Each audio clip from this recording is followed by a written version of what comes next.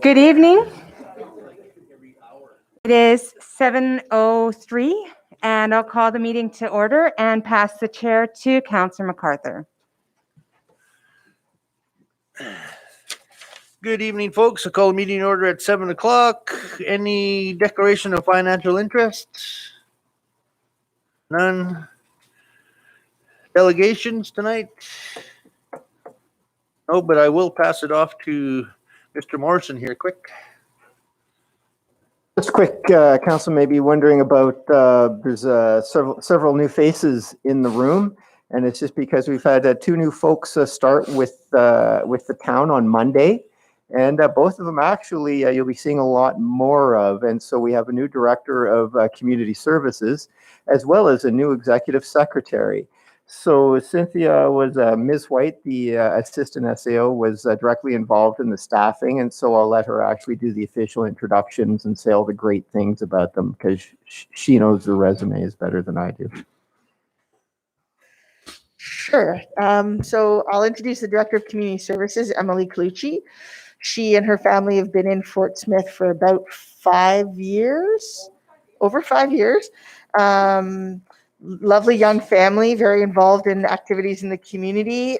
Emily originally came to us last spring as our child care coordinator, and has just returned from mat leave on Monday as our new Director of Community Services. She has experience in working with parks in both enforcement and leadership and contract management, programming, interpretive visitor services. I don't know what that's called. So lots of great experience. So we're excited to have her come on board. And then over there, Jose Hazelwood, whose family's been here for 2 years now. Again, another young family in the community. They're hoping to stay for a full 5, hopefully.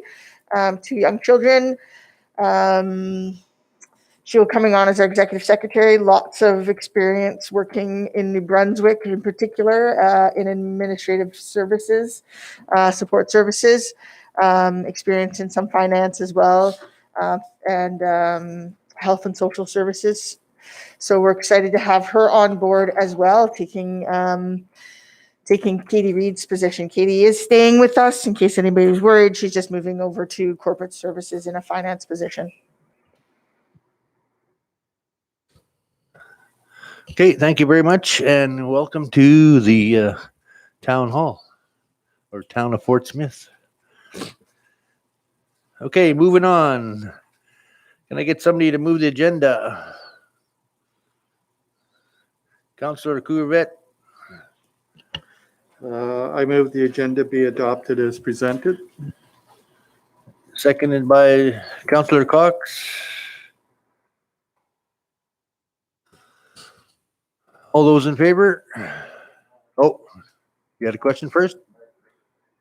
Oh, okay, go ahead, quick.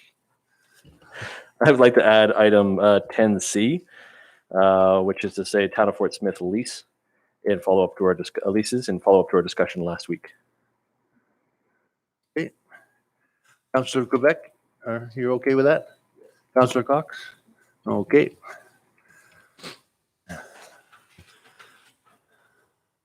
Okay, all those in favor?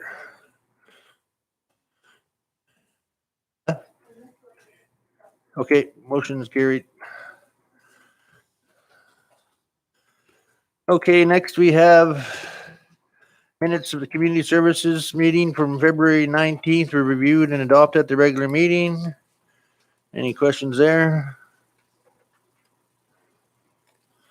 Okay, carrying on, visions and values. No questions there. Community services master plan.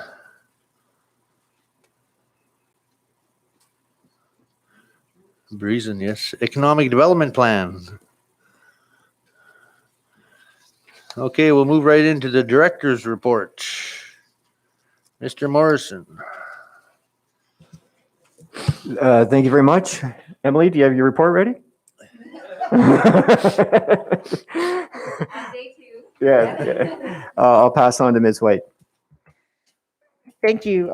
Maybe this will be my last report as Director of Community Services. I'm just gonna model this for Emily. I'll just go through some of the statistics for recreation. We continue to have good uptake of our facilities, lots of use. You'll see squash continues to be quite high. We'll see maybe about 2 more months of good high use of squash before people move outside like tennis, I guess.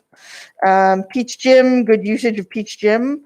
Parents and Tots continues to be well used. And again, I think I mentioned this last time, very similar to our use pre-COVID. Swimming continues to be well used. Public lane swims. Again, more sessions this month in February and more usage. Pool rentals. You'll see we had 24 spots available and 20 of them rented with 204 participants. Pickleball continues to be very well used. I was just there yesterday and there were 2 courts of doubles going on with 2 people waiting to play. So that's grown even since last year when we usually had maybe 6 players. So that continues to be a developing program and they're looking very serious. They all have gloves and their own paddles. Don't play against them. We recently did some changes to the youth night times to see if we could draw in more participants. And you'll see for the last few weeks, our numbers have gone up quite a bit with those new groupings and times. So they start a little bit earlier and they're an hour and a half each. So we've seen some nice change there. I think that is the way we'll carry on until all the restrictions are removed. We just started Zumba. That's new for us, a new program. We had 4 sessions with 35 participants in the gymnasium. I think we've capped it at 15. So that's a good turnout. Boot camp has just returned with Helen. She was able to offer 2 sessions in February and with 21 total participants. So we're quite happy with that. Hockey continues to be busy and I'll just give you a bit more of an update on that as we move forward. And childcare continues to get more and more activity. I think yesterday afternoon we had 13 preschool age children in our childcare program and 11 children in our after school care program. So that gives you a sense of the growth of our preschool program, our early childhood program. Goings on in this facilities, busy month in February. Mr. Schwarzenberger completed a national lifeguard training for 4 participants who are now certified national lifeguards and will be pursuing employment with the town of Fort Smith. One of our staff is out next week, I believe, to go to Yellowknife to do some instructor training so he can run more bronze medallion, bronze cross courses and our junior lifeguard club, as well as become a swim instructor. We have been having more action in the arena as the minor hockey and women's hockey have both had weekends where Hay River teams have come over to play. So we're allowed to do that now. It does not change the number of people allowed to view. We did make an inquiry to environmental health about that, but we were not given permission to go above the 25 for viewing. So we're still with that. And the big events that happened just this weekend, Loppet, great success. A chartered flight from Yellowknife came in, as well as participants from Hay River.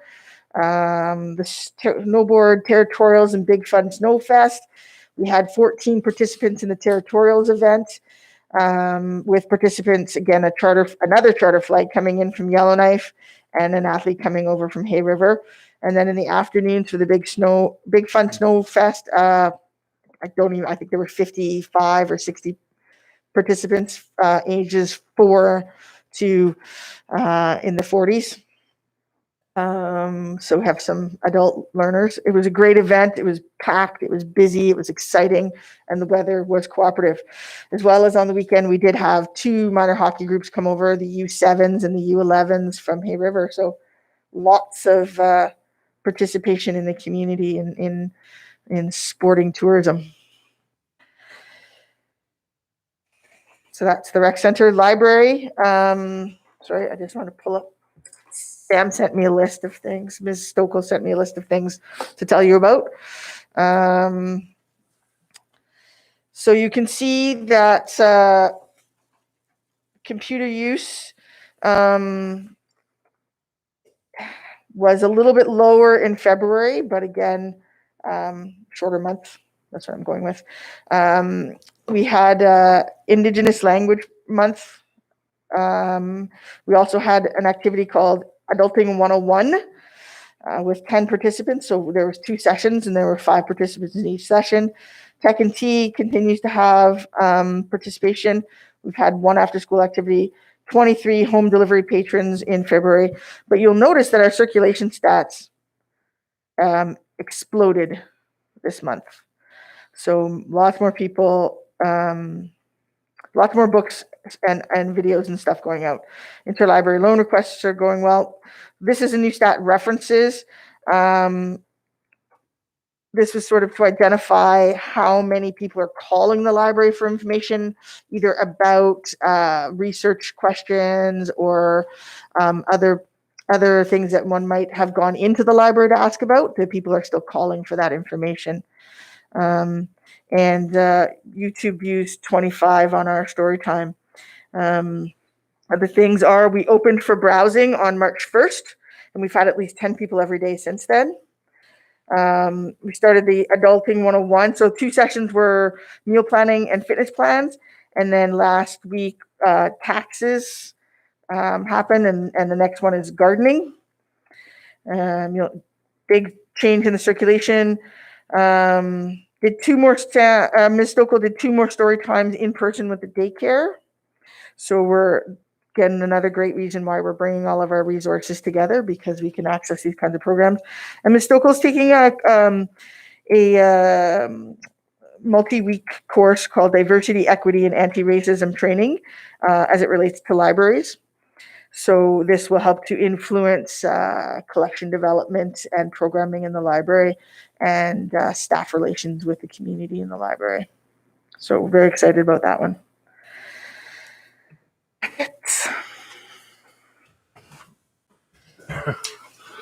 Thank you very much. Any questions? Morrison.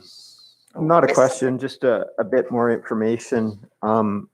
Those of you who've worked with me, I think know that I tend to focus on structure. If you create a structure, you resource it, i.e. you put the right people in it, you provide appropriate funding, and the work happens. Provide appropriate direction and empower the staff to move ahead, and the work happens. And I think with some of the reporting you just heard, you've heard that.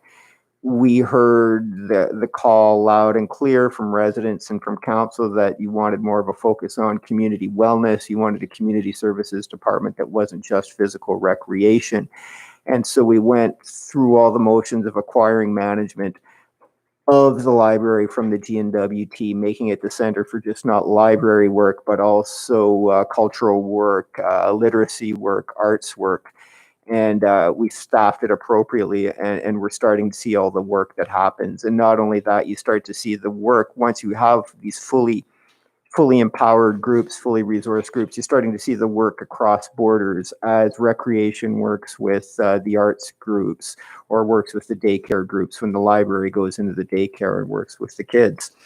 And so with that context, some of the exciting things that are happening is that the librarian, Ms. Stockel, is pursuing relationships with the Aurora College and Aurora Research Institute, working in part with the executive or the economic development officer to start examining creating maker spaces within the community.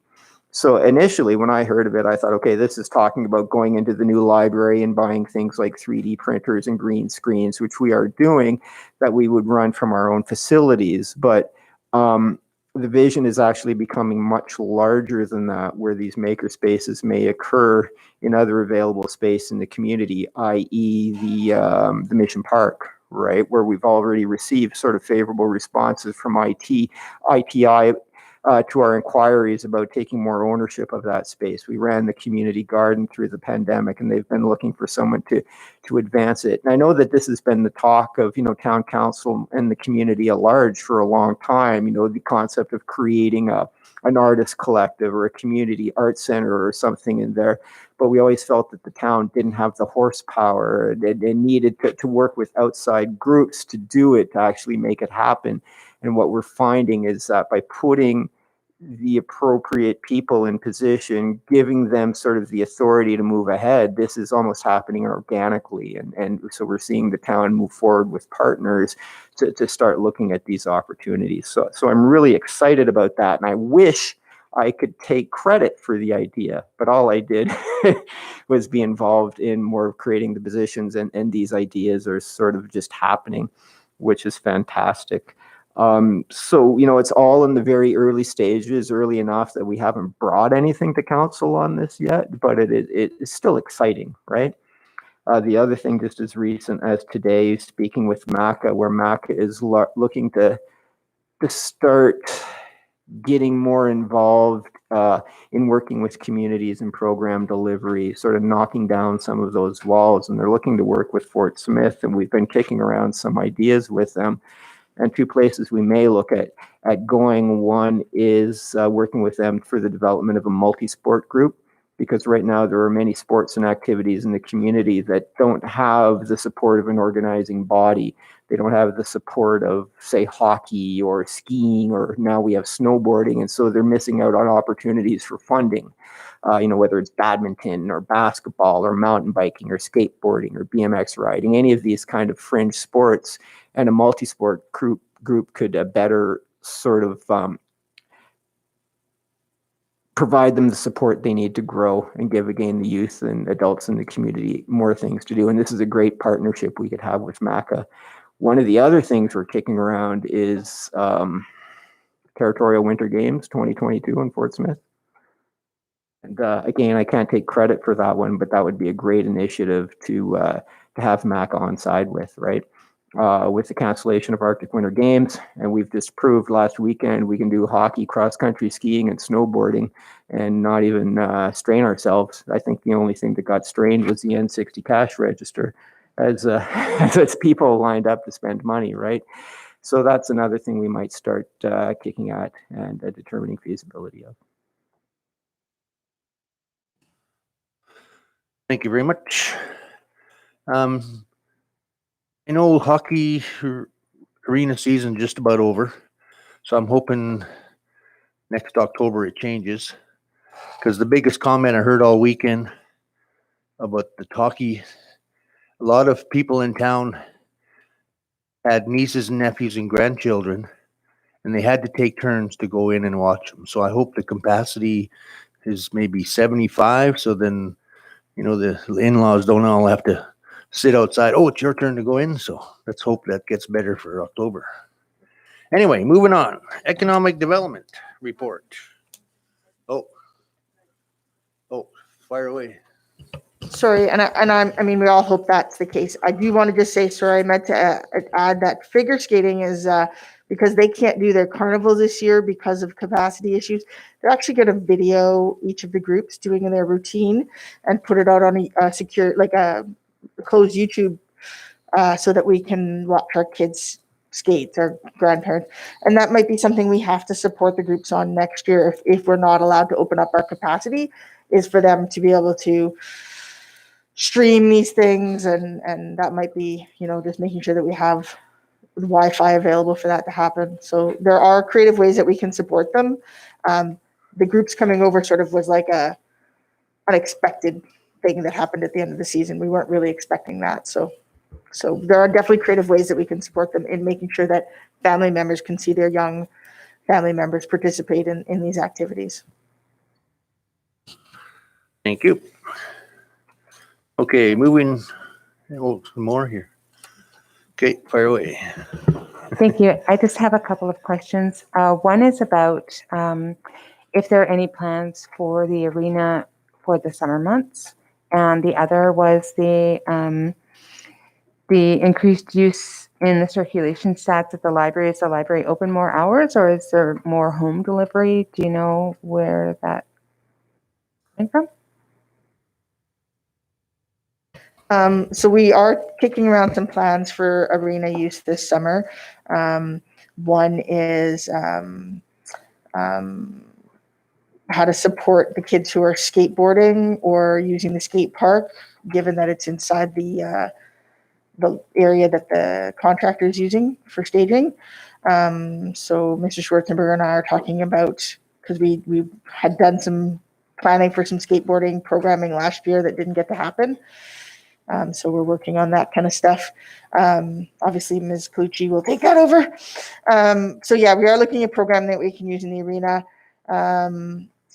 over the summer months. The circulation, I think it's at my house. Actually, all the books are at my house. No, it's not that we even have more people. There's more people just those people asking for more books. And yes, the library is open more hours for browsing. It is now open for browsing, but that didn't affect the February stats. That didn't start till March 1st. Thank you. Any other questions? Deputy Mayor Smith. Thank you. Just to comment on a question first, it's great to see community services almost firing on full capacity. I think it's the first time in a number of years, which is great to see and great to hear all the close to. There's always kind of been someone who's in backfill or on a leave or something. It's great to see all the different new ideas coming forth. If you, in your Adulting 101, if you start running workshops on dealing with grumpy teens as a parent, I'll be the first to sign up. But in all seriousness, we've talked a lot about wellness and the implications of mental well-being and community wellness during the COVID pandemic, and kind of that's something that GNWT doesn't talk about very much. And if there are opportunities, I think social opportunities are really, really critically important for a lot of people, especially people who live alone. So whatever the town can do to bring people together, such as Adulting 101 or some of the Tech and Teas and those kind of things, I think it's really important. It's great to see the expanded capacity both within the pool and the library. Thank you so much for bringing up the fact that you asked the Chief Public Health Officer to expand the viewing capacity at the arena. I, for one, have been subjected to a lot of complaints about our restrictions, and I try to explain them that we are not the same as Yellowknife or Hay River. It's the facility structure that's different. It's not that the town is imposing limits on the parents of children who want to watch hockey. That's imposed upon us. So I appreciate the fact that you specifically mentioned that was requested. Just one question about the arena. March 31st, last day, or is there kind of a bleed into the Easter weekend a little bit because nobody's going anywhere? Well, generally we would be closed on those stat holidays, and Simcoe is coming for shutdown right after Easter long weekend, so we will have to start turning off and melting the ice right after March 31st.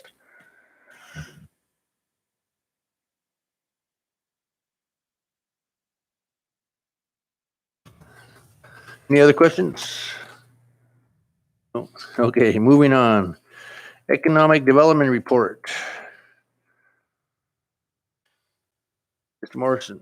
Oh, Ms. White. I'll keep this one. This one will stay with me. So Ms. Clucci doesn't have to learn this one. So Economic Development Officer continues to be working on the winter staycation ad campaign. So we have, just to be sort of some information about the tourism, NWT Tourism Instagram stories have a reach of 25,000 people. So that's pretty amazing. The Town of Fort Smith message continues to be advertised on Cabin Radio, News North, and the True North Radio. We are working towards staffing our Visitor Information Center. That is one of the applications that we made to ITI this year, was the tourism coordinator funding. So we haven't heard anything back about that, but we do have money in our budget to staff 2 summer students. And we are informed that Parks Canada Visitor Center should be open for the summer unless things change drastically nationally. They remain tied to whatever the rest of Parks Canada across the country is doing. So that's their return to work plan isn't based on Fort Smith or the Northwest Territories, it's national. But at this point, they anticipate being open. We have received an interim report from our strategic marketing plan contractors. And so administration and the economic development officer are reviewing that, and the contractor is going to be taking it to focus group sessions, and final strategy development is the next step. Again, Mr. Morrison talked about the makerspace. So yeah, this is a really awesome initiative that we've had lots of uptake on. I mean, the Indigenous governments were at the meeting, education was there, the college, Aurora Research Institute, the Bachelor Business Development, Desna Day Farmers Market. So it's a wide, I'm sure I'm missing several people, wide breadth of people, and very excited to be working directly with Sarah Roslin at the Aurora Research Institute on this project. This is her and the economic development officer and our program coordinator for libraries, arts and cultures. They're very excited. I think that we'll see as early as this summer some trial efforts on this. We're planning to kind of do a summer of skills, is I think what they're calling it, and partners who are interested in doing weekend sessions for community members, from carpentry to gardening to, if anybody has a skill they'd like to share with the community, go to it. But yeah, it's a big project. It's a big vision right now, and it's a matter of just doing some community work to figure out where we want to focus our makerspace, and what kind of facilities and tools will be needed, and collectively figuring out where we can get funding from. So those are the big projects that are going on. Additionally, finishing up some other funding applications for community tourism infrastructure. So we have 2 applications that we're just finishing up this week to get into ITI to see if we can get some support for our downtown development, wayfind signage, and setting the theme for our walkable downtown area with benches and picnic tables and such things, as well as work on Conybeare Park around our outdoor exhibit and development at Conybeare Park. Thank you. Any questions? Councillor Campbell.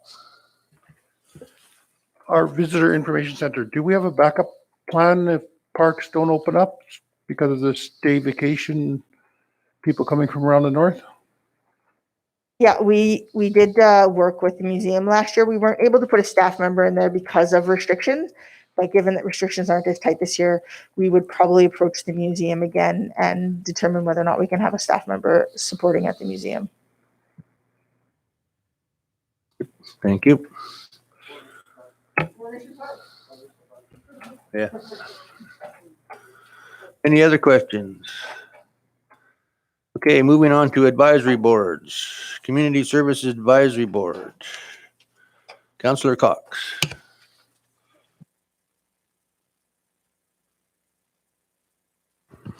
Thank you. The minutes in the package are from our February meeting, so it was about a month ago, and this was the second meeting that the board talked about how the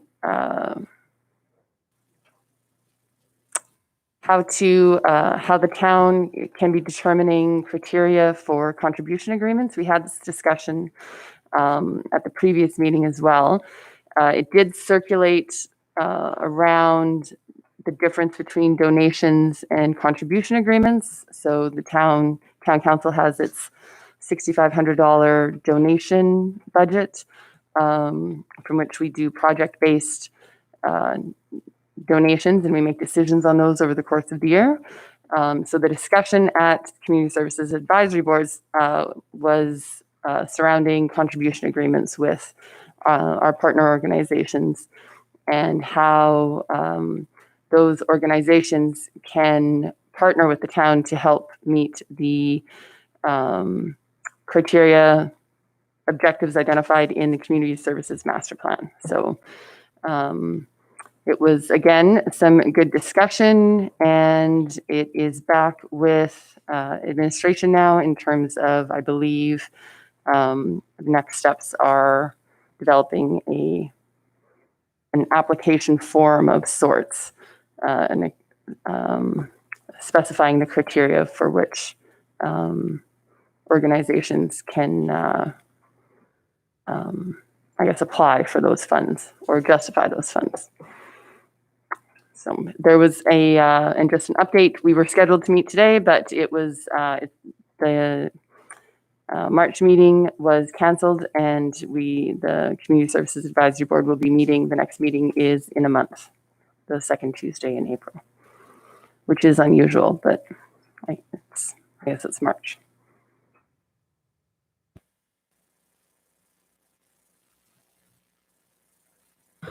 Thank you. Any questions? Okay, next we have an appointment. Councillor Cox. I move that Roma Karam Nawaz be appointed to the Community Services Advisory Board for a term ending December 31st, 2022. Seconder. Councillor Corbett.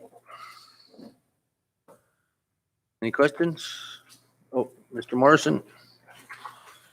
Thank you. That name was put in the backer due to the recommendation of the selection committee that met, and the selection committee may wish to speak to it or let the recommendation stand on its own.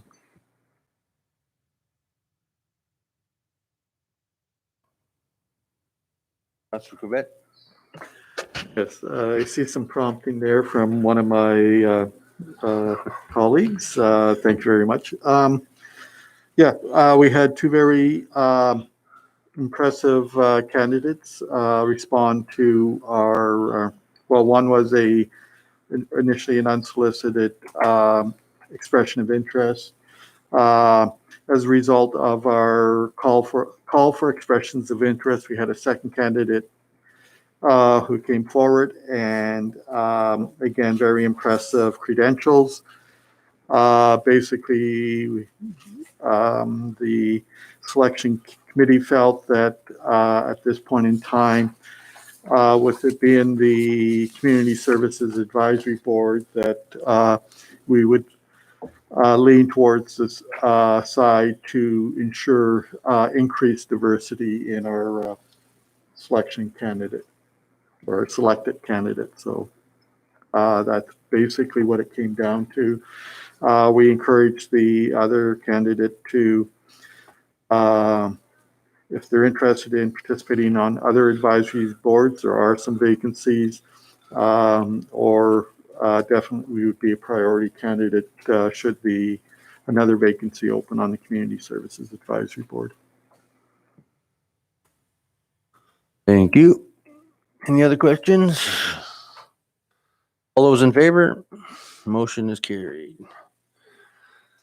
Moving on to Economic Development Advisory Board. We have nothing there. No. Oh, Mr. Corbett. Yeah, thank you. Unfortunately, due to scheduling and other commitments, the minutes were not available for this thing. And as representative of the board, I'll be quite blunt. With the number of meetings I've attended over the last 3 weeks, I have no recollection of exactly the details of this, and I would be pulling information from various meetings and boom. So rather than misleading people or providing inaccurate information, I will provide a full briefing at the next available meeting. Thank you. Okay, moving on. Bylaw policy review development. There's a briefing note in the package. Mr. Morrison. Thank you very much. So we've got all the info we need to proceed with the 2021 mill rate bylaw. We've received the school tax information from the GNWT, and we're moving ahead.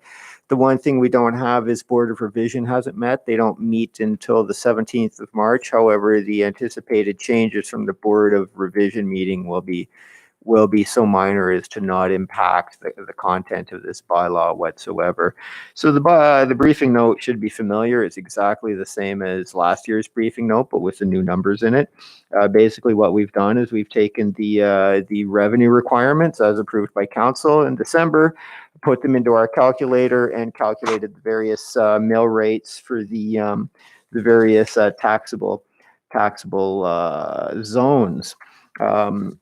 Further, we've put a little bit of information there. There was some talk about revising the weighting. And so if we put a bit more of the tax burden or weighting on institutional, where 99% of the institutional properties in Fort Smith are government, it results in the revised mill rates as presented. So the actual bylaw before our council is the one without changes to the weighting. If council were to direct us to make the changes, we would have to bring a new bylaw before council for approval.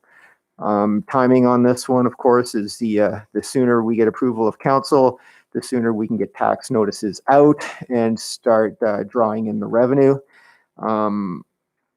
We require 3 readings, and so unless we have unanimous all of council members present next week, then we're looking into April.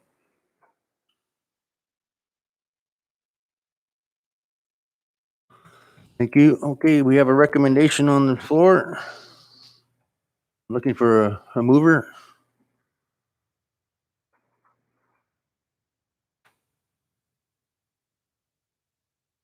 Are you? Councillor Cox? I move that the 2021 mill rate bylaw 1013 be brought to the regular meeting of council on March 16th, 2021 for first and second reading. Seconder? Councillor Bolio? Questions? Councillor Westwell?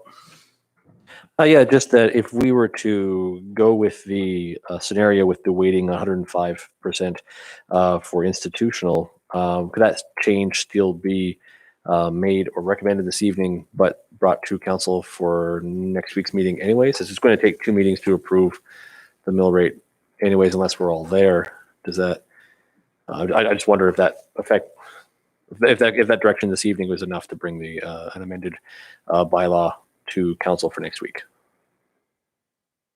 Mr. Morrison? Thank you. If you direct us to update the bylaw, we'll just next week we'll bring the updated bylaw. Perfect. Yeah. Any other questions? Councillor Cox? Just a question in the actual bylaw on page 1, section 3, with the school levy, it shall be as follows for the year. Is that supposed to be 2021?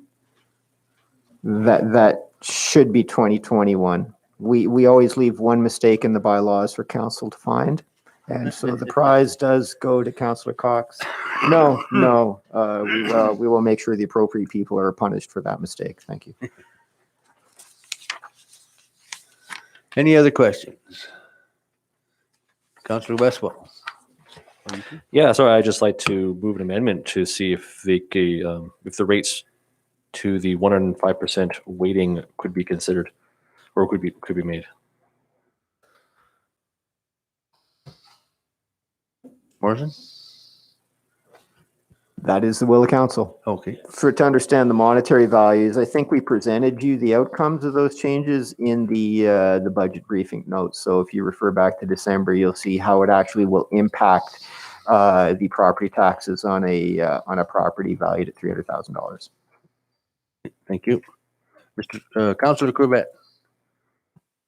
Yeah, I've brought this up every time that we've looked at the mill rate bylaw and just sort of trying to find ways to sort of encourage development within our undeveloped properties across the town, residential, commercial, and industrial. And I would still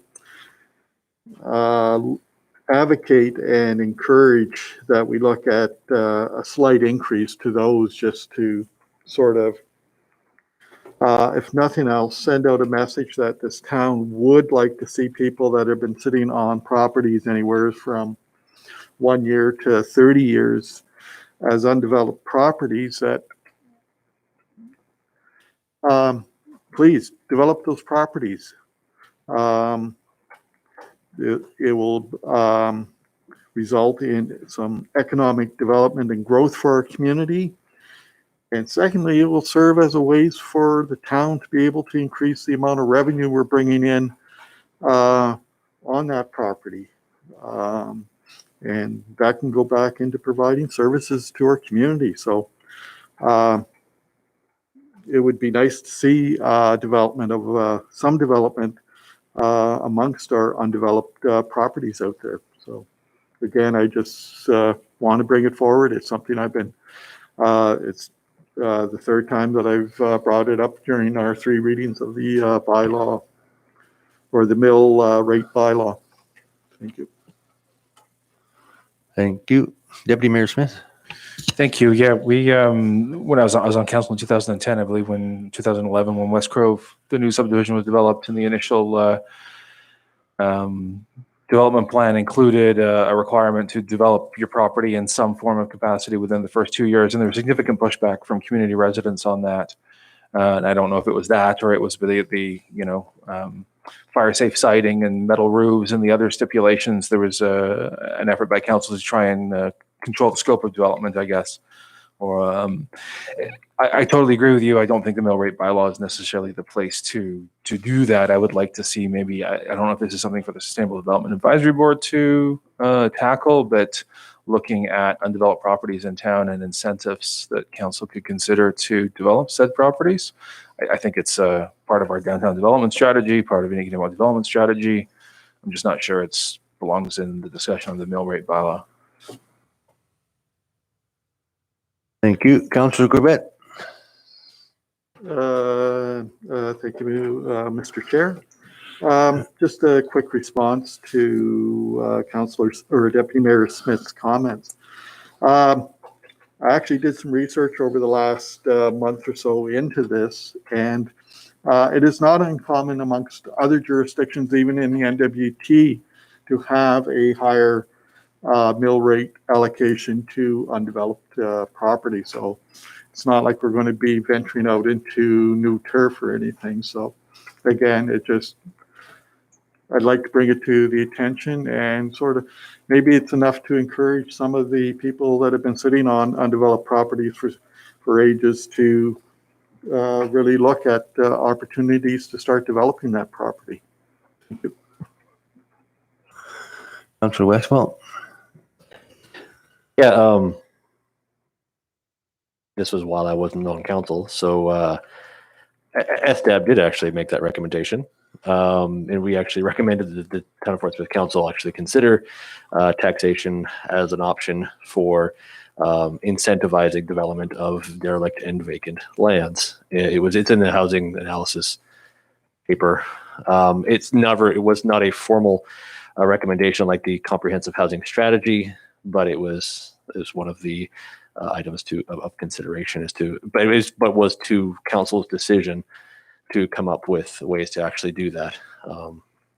And I agree, actually, there is a valid place in the mill rate bylaw to do so. There's a number of challenges that came up in SDAB's discussion, which is that, of course, land that is not developed is not evaluated very high, which means that you're taxing it higher. It's not necessarily a financial windfall for the town, but that said, it does create sort of a more of a stick incentive to development, and that was one of the things that was heavily discussed, as there is a lot of viable derelict or unused viable land throughout the community that it certainly needs some incentive for development. That said, the mill rate bylaw, as far as incentivizing it via higher rates for undeveloped, on its face seems like a way that it's sort of punitizing undeveloped land.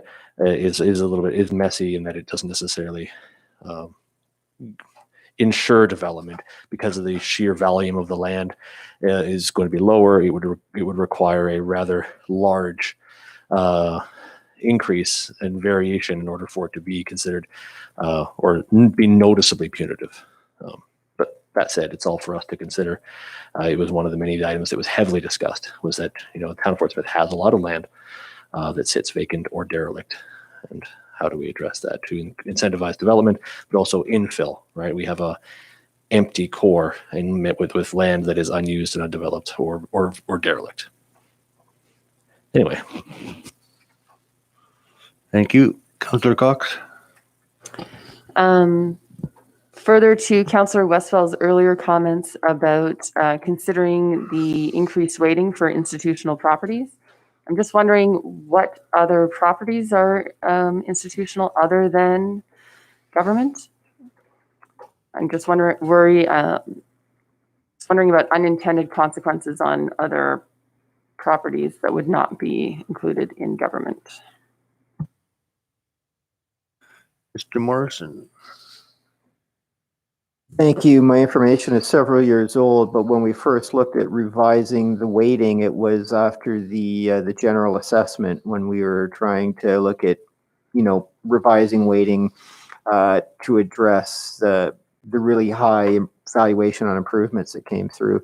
And at that time, the only two institutional properties that were non-GNWT were the Salt Building and the then Salt River First Nation office building.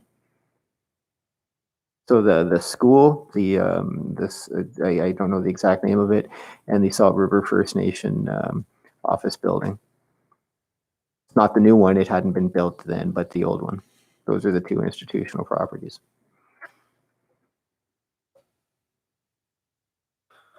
Mayor Napier? Thank you. Do you know what the Friendship Center is? Is that institutional? The new Salt River First Nation Friendship Center, or which one? Where's Uncle Gabe's. Oh, Uncle Gabe's. I'm not sure how it is zoned for tax purposes. I think it's zoned town center for development purposes. I'm not sure of the taxation zoning on that one. Thank you. Any other questions? Okay, we have a motion on the floor. Oh, Councillor Westfall again. Sorry, I was really interested in discussion on this. I mean, like long term, I don't think necessarily the weighting is a overall sustainable option, but it is sort of an interesting option in the time when we discussed mill rate changes back in December or November with the target of discussion of about 1.8%.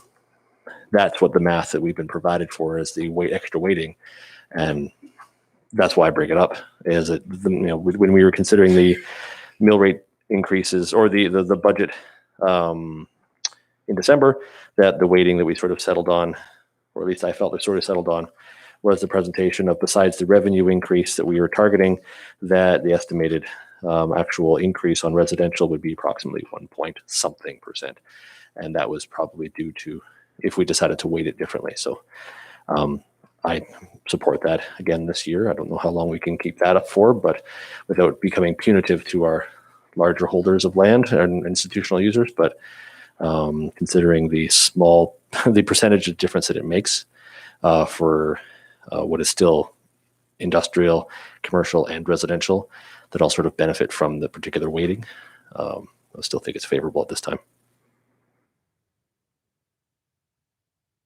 Thank you. Okay, we have a motion on the floor. All those in favor? And motion is carried. Next, administration COVID-19 update. Thank you. Just for clarity, the motion was for the briefing note, the mill rate bylaw as presented, or to bring forward the increased amount? Because I don't know if did the motion get amended?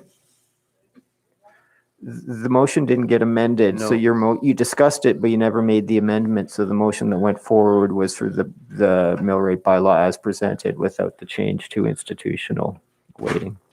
Sorry, yeah, I guess that was my understanding that I've made the motion, but I'm realizing now I can't recall who seconded that.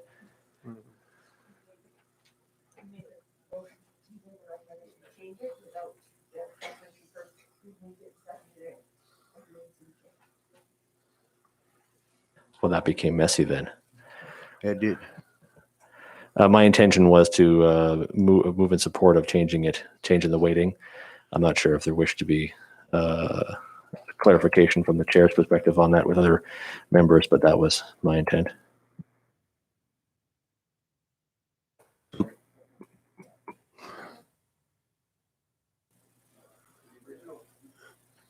The original motion was just to move, I think, the bylaw as presented, and then there was discussion, and I think you began to propose an amendment, but there was never an agreement from the mover and the seconder to approve the amendment to the motion.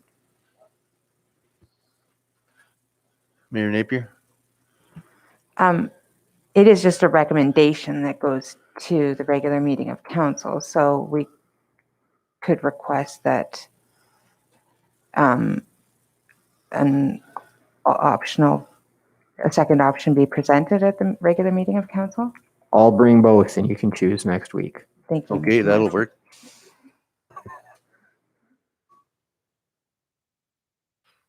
Okay, so we're okay, good for there. Next week, we'll have two motions. Okay, COVID-19 update. Do we have any?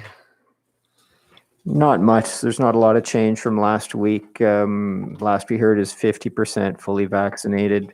I know that in our office, every employee in the office has at least one of their shots, if not two. I don't know if that's changed. Shot? Okay, so we're still good. We are starting to look to bring some employees back. We're erecting high partitions. Right now in town hall, all employees are in offices. We're starting to put up tall partitions so that they can have their own space out in the open cubicles so that we can start getting more employees back into the office.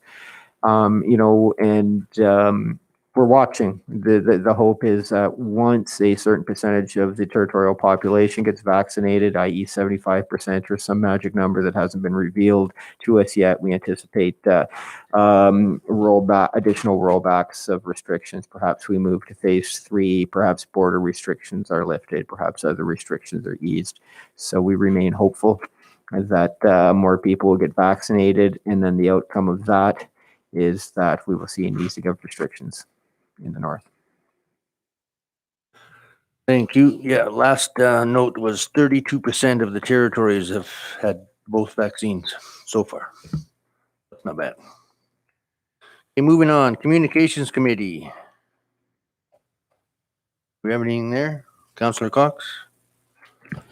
In the package are the notes from our communications committee meeting in February. I did speak to these last week. They weren't in last week's package, but I did speak to them then, so they are there. I am happy to answer questions if anyone has any questions.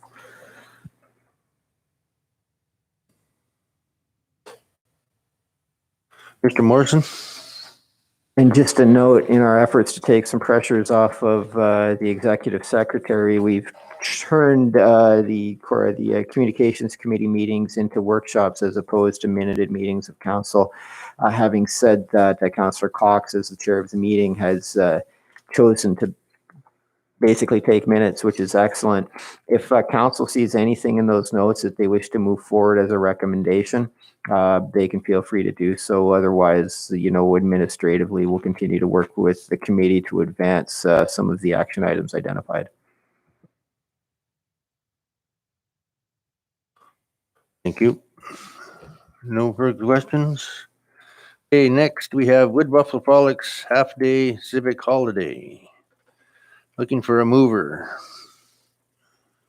Mayor Napier. Thank you. I will move that the afternoon of Friday, March 12th, 2021 be declared a half-day civic holiday in conjunction with the Wood Buffalo Frolics weekend. Seconder, Councillor Bolio. I'd like to speak to the motion. Carry on, Mayor Napier. Thank you.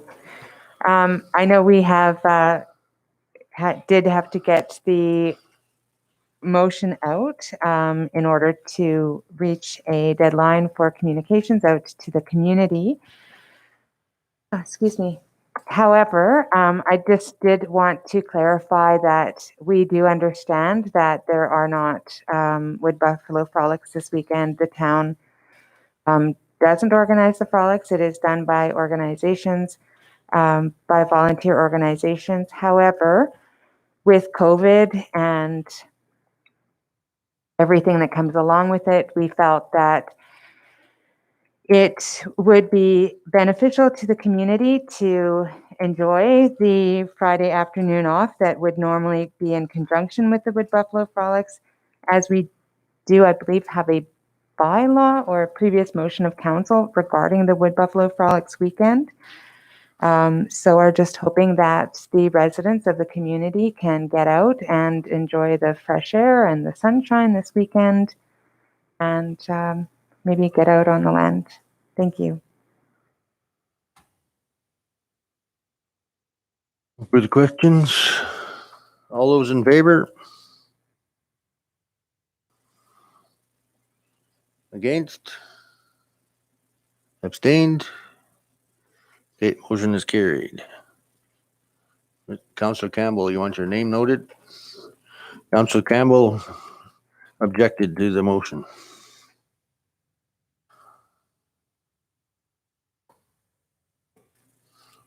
Okay, moving on.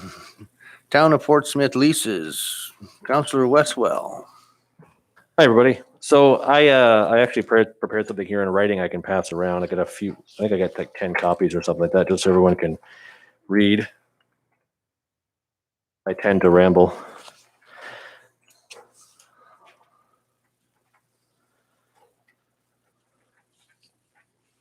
And I'll wait for it to be circulated here before I speak to it.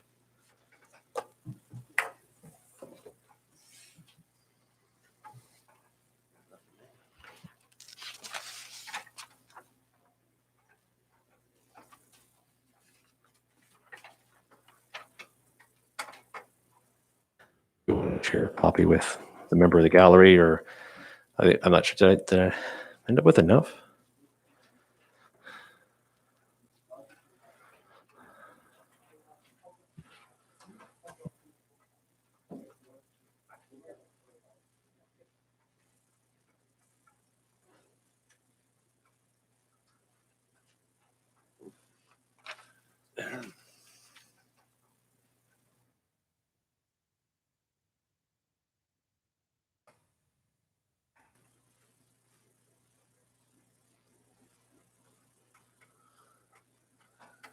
Give everyone a chance to read. It sounds like church in here all of a sudden.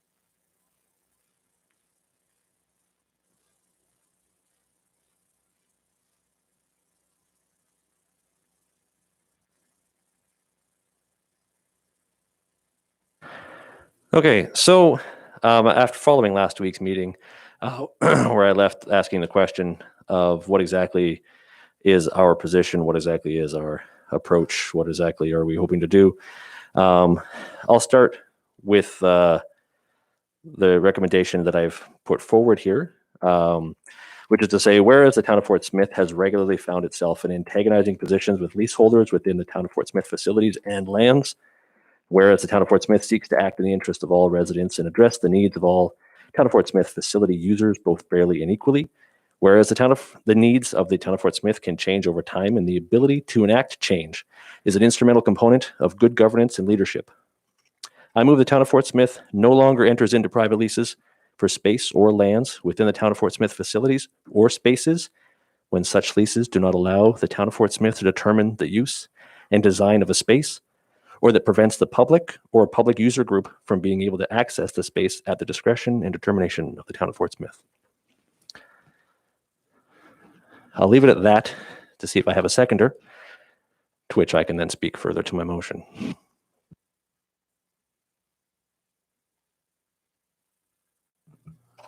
Councillor Cox, you seconding that? Okay. Questions? If I can speak to my recommendation. Mhm. This goes back a long ways. It all started with a fence. It wasn't supposed to be where it was. Somebody decided to build a fence on the town's land. They had a lease. Well, I didn't actually have a lease at the time, but it was a path in between their houses. And they built a fence that they thought was theirs. No one used it. So they made it part of their yard. And it turned out it wasn't theirs. But then we leased it to them. That made it better. Except the path was now a third of the size it was. Actually, it was half the size it was, because asking them to move their fence was unfair, and there was significant cost and investments made on the fence. So 12 years ago, or 11 years ago, 11 and a half years ago. Then it was a canteen. Then it was a canteen again, actually. The canteen came up a number of times. Over arrangements, whether it was undue costs associated with it, what was considered unreasonable rates requested by the town, to a different leaseholder, of which control of employees and the questions over the screening or the position of the town of Fort Smith to be able to choose the user of a space and who could access it. Could the town control the employees of a facility that was rented in the town, had a private lease within the space of the town of Fort Smith? There was concerns raised by citizens about the safety of users in the facility because of the particular user of said lease were of question.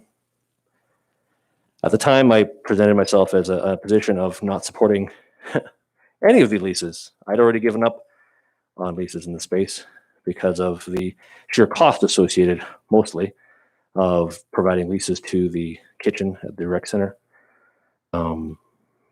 The tiny amount of money that was being requested, as seen as being fair, was in fact not even enough money to keep the lights on, let alone impeding on, competing with private business, of which we had appeals through other private businesses who ran other restaurants. Anyway, I have a long-standing dislike of the town of Fort Smith's leasing arrangements. They have been regularly headaches, have resulted always in antagonizing situations, and have always resulted in somehow council being drug into a situation that has at best been described as messy and has often been the loss of narrative based on whoever the disgruntled leasee is. It happened again with the arena, and council made a position, adopted a position. We had a user group of well-established, well-recognized, well-funded individuals who seek to have a private space leased for their own improvements and their own funds. And their ask was that the space was theirs. And that when we asked to confirm that no, the space would not be available to other users, that if they wished to, they could access the space at the behest of the user group's control, and that the door would essentially be locked unless determined by that user group to access it. That was for the largest changing room at the arena, the gem changing room as it was, and there was a lot of upset people. To this day, I think Councillor Cox still probably gets flack about before she was a councillor and her position at bringing to the attention of council the sort of the blatant unfair nature of that request, and how simply other users of the facility who were simply not in the same financial standings or influential positions could command such an ask. Council voted to not have a private lease of that space, even though it came with promises of improvements being funded by the user group. In the end, I believe 100% that it was the correct decision, even though we underwent, a fair bit of political jockeying and lobbying. It's still, in the end, we have a beautiful facility that is accessible and usable for all purposes and all users, all tournaments, and we're able to govern that facility and use that facility to its full potential because we didn't give a lock and key to one specific user group. Here we are again. Now, these user groups have actually had I've been questioned in the rec center renovation space, have had leases for a long time, long before my tenure in Fort Smith. We've been lobbied to by a number of political political entities and individuals, previous governance. We've been presented with the questionable nature of the decision by the mayor of the time, seemingly admitting to what was for what seemed to be an undocumented decision at the time, continued to be what was at best political favors for support. Again, all in good intentions. Long and short, I don't support us leasing to private spaces where we do not maintain the ability to choose the use, design, function, and trust our own organization to make good use of the facility that all taxpayers pay for, that everybody uses, and that the town of Fort Smith has done a fantastic job of programming in. In the time that I've been on council alone, we have witnessed a tremendous change in the way that the town of Fort Smith operates, and it operates its community services. I have watched the town grow from an institution of primarily casual employees in the recreation department that was focused largely on maintenance and supporting user groups. There's just sort of we keep the space open for you, into an institution, an organization that has done a fantastic job of meeting community services and sports and culture and development as a whole. Something that I'm proud of. I think everybody should be proud of. And I think something that I think the people who hold the opinion that their taxes have gone up and services have gone down are straight up delusional. I'll cease speaking to my motion at this time, and I hope for council for further discussion. Any other questions? Councillor Cox. I'd also like to speak to the motion at this time. I am in support of Councillor Westwell's motion. I want to be clear that not entering into private leases for spaces or lands within town facilities does not mean that user groups will not have space inside town facilities. I think that there is some blatant misinformation circulating in the community and online. The town of Fort Smith is not evicting the Fort Smith Senior Society from their space. Yes, we terminated their lease. We made a decision to terminate their lease. The lease with both the Fort Smith Senior Society and the lease with the Fort Smith Curling Club so that we can do construction during the renovations to the facility. But that does not mean the seniors room will cease to exist and that the Senior Society will not continue to use it. The town has committed to providing both user groups space to continue their respective programming during renovations and once the renovations are done. To twist those facts into a myth about the Senior Society being evicted from the recreation center, I would suggest is sensationalist and irresponsible. I am disappointed this myth is being perpetuated with partial facts that, in the absence of complete facts, is deliberately misleading.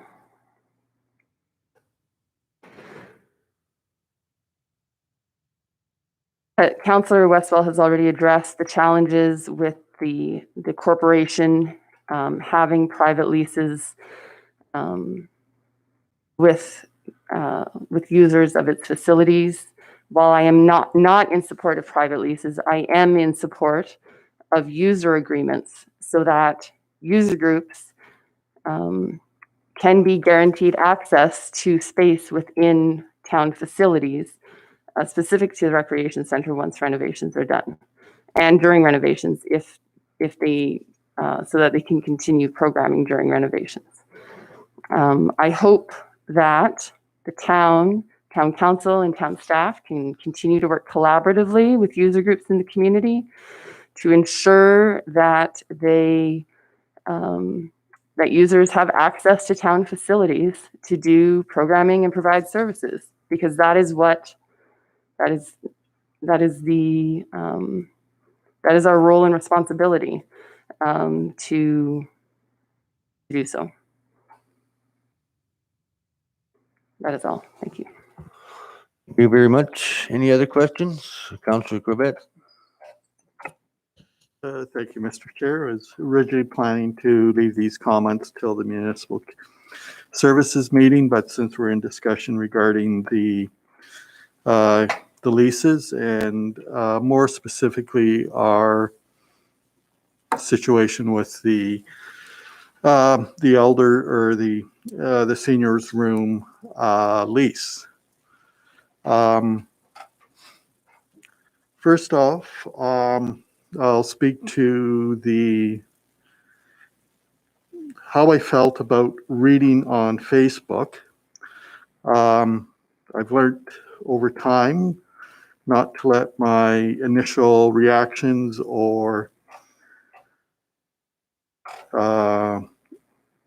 desires take overriding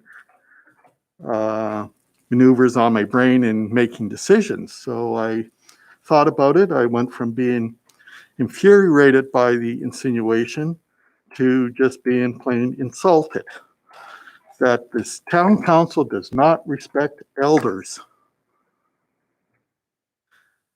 It says, respect your elders is a time-honored tradition in the North. The elders of our community need your help. I think this council pays dear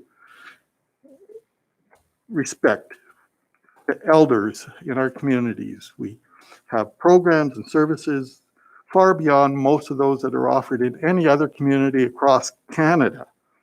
I'll be quite blunt about that. And to say we don't respect our elders as a town council is insulting. And hopefully the people that put that out there will see that the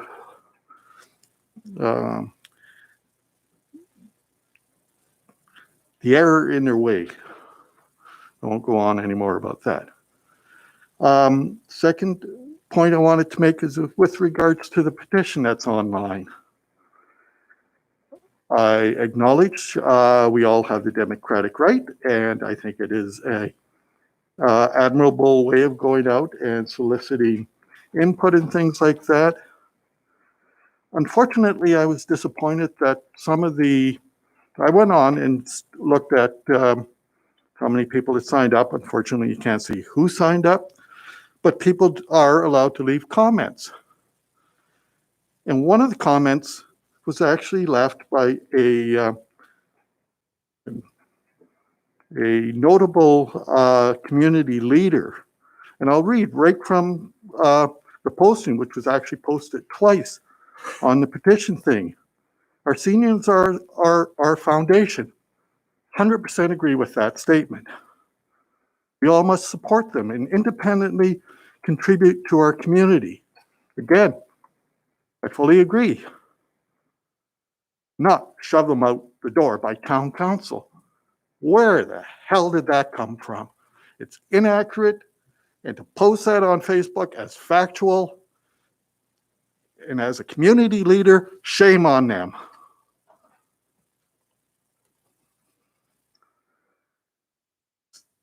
Seniors were never asked to be moved or displaced. We've made it quite clear that the room would remain dedicated to their use. They'll still have secure office space within that facility. We did indicate that there would be disruptions during the renovations.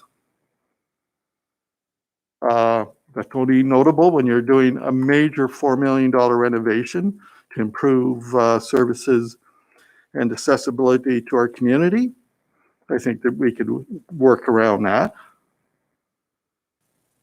Reality of it is that space for portions of time remains locked. not even accessible to other seniors who are accessing our recreation center at the time.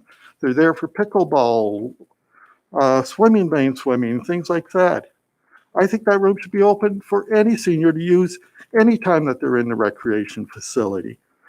It is a space for elders and seniors to gather, meet, and enjoy. When the door is locked, they cannot do that. They're great at providing that space for other groups to use. I will acknowledge that.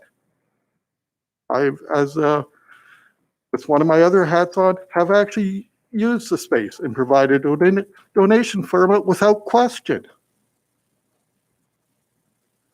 But again, I get back to the thing is that space is there for all the community, all the seniors. It should not be locked. When seniors want to go and relax after reading a book in our new library, that space should be open and they should be able to go down and use it. We've been accused of taking stuff out and moving it around. Well, no, our staff does not open that door. It is only opened by people with permission from the seniors to use it.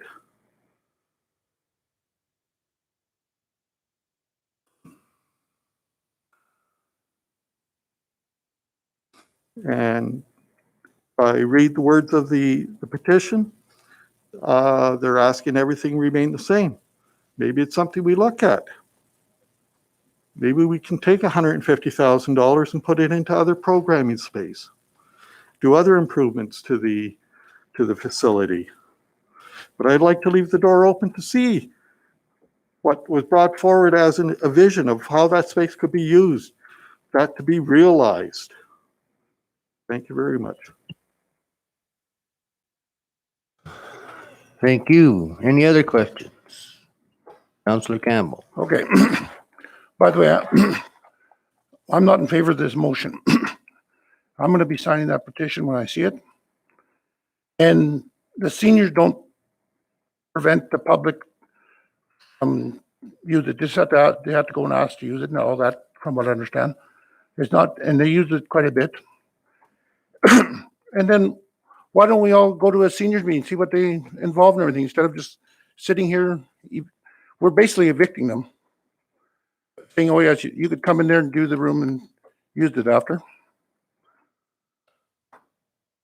And let the seniors, they keep their quality of life up, having their room and having their say in what's going on with that room. It does not affect, I think, very many other programs. We got all kinds of open areas there and everything for everything else. Thanks. Thank you. Any other questions? Councillor Westfall. I'm happy to wait until everyone has had a chance to speak. Deputy Mayor Smith. Thank you. I sure wish this had been in the meeting package. Obviously, though, it's been front and center on our minds over the past few days. I've certainly had the opportunity to speak to a lot of seniors about the issue. So I'm prepared to vote in favor of this recommendation this evening because I want this discussion to happen and I want it to be a public discussion. And I'm not sure that a week is long enough to really have a thorough discussion around whether or not we will never have private leases again within the rec center. But I do appreciate the fact that that's the question that needs to be asked and considered, because that is the I guess it's the unspoken question so far in this discussion. So I appreciate Councillor Westfall for bringing that forward. I'll confess I have some conflicts. I'm slightly conflicted just because of the complexity of the various leases that actually do exist within the town. It's not just the two in question. There's at least four that I can think of, including seasonal leases that the curling club has for the surface play area and the minor hockey in the arena. So I would prefer, and I'm not sure that the language in this is specific enough to address a blanket policy for the town that actually works for everybody, but I need time to kind of consider that. But at this point, I'm going to vote in favor of it because I want the discussion to happen. I want this discussion to be a public discussion. I do want to be clear in terms of the eviction and you know, the conversations that have sorry, not the eviction, the termination of the lease and the allegation of eviction and the inflammatory petition that is out there with inaccuracies in it. The motion of council that was passed by council states that the town of Fort Smith terminate existing leases, not just the seniors, but also the curling, due to the needs of construction and maintaining current program delivery during construction period, with an intent to negotiate long-term user group access with current leaseholders when construction is complete. And then it goes on to talk about interim. So I think it's very clear that council stated up front that long-term use will still exist within those rooms from council's perspective anyway. Yeah, that's all I have for now. Thank you. Any other questions? Councillor Pissinger? Yeah, I just want to reiterate what Deputy Mayor Smith, I wish this had been in the meeting package instead of just thrown at us. I think, and he said like to have discussion and that he will vote in favor in that. For next week, I don't think a week is enough. Here we go again, like I had mentioned that at the last meeting that I was at about consultation. We say we ask and that, but we never give any time. This is ridiculous. I'd mentioned how disappointed I was of the turnout at the consultation process and stuff like that. And we still had short timelines. Sure, it's time sensitive. So we had better make time before this. I'm just disappointed that this was put in front of us here now. Other organizations have time. You have to present stuff 3 days ahead on your agenda.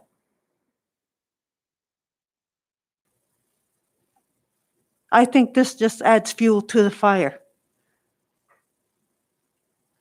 Thank you. Thank you. Any other questions? Councillor Westphal. Fantastic. Good discussion. Where should I start?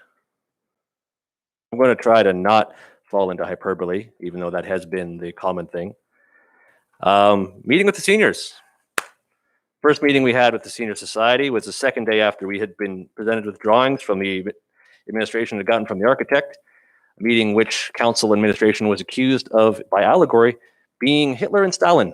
I believe we were the pigs from Animal Farm. Snowball, I cannot remember the second one. That was the first meeting. That was the level of BS and hyperbole that I got right off the get-go. And yes, that's the word I'm using. Here's the thing. I'm not a great politician. I don't run for the next election. Why is this on the agenda tonight? Because it's a committee meeting of the head of council. This is a recommendation that I want to discuss so we can bring a motion forward and discuss it in the public. And I made a recommendation. Why was it on the agenda on Friday? Because on Friday, I was informed that, well, there's already organizations against us. I was contacted and informed that everybody had been assigned somebody. And the seniors were already, word for word, out for blood, looking to turf us. These are the words that are being brought to me by other seniors. So as I was presented with the discussion on Saturday as to what my opinion was, what my stance was, I got appreciation because I had a stance. This is the stance in front of you, and it doesn't target the seniors. I've been opposed to all leases, and I have continued to be and will be because it creates drama and political nightmares.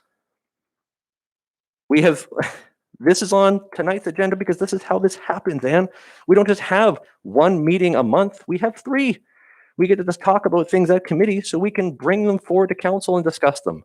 We have the ability as councillors to table things for more discussions.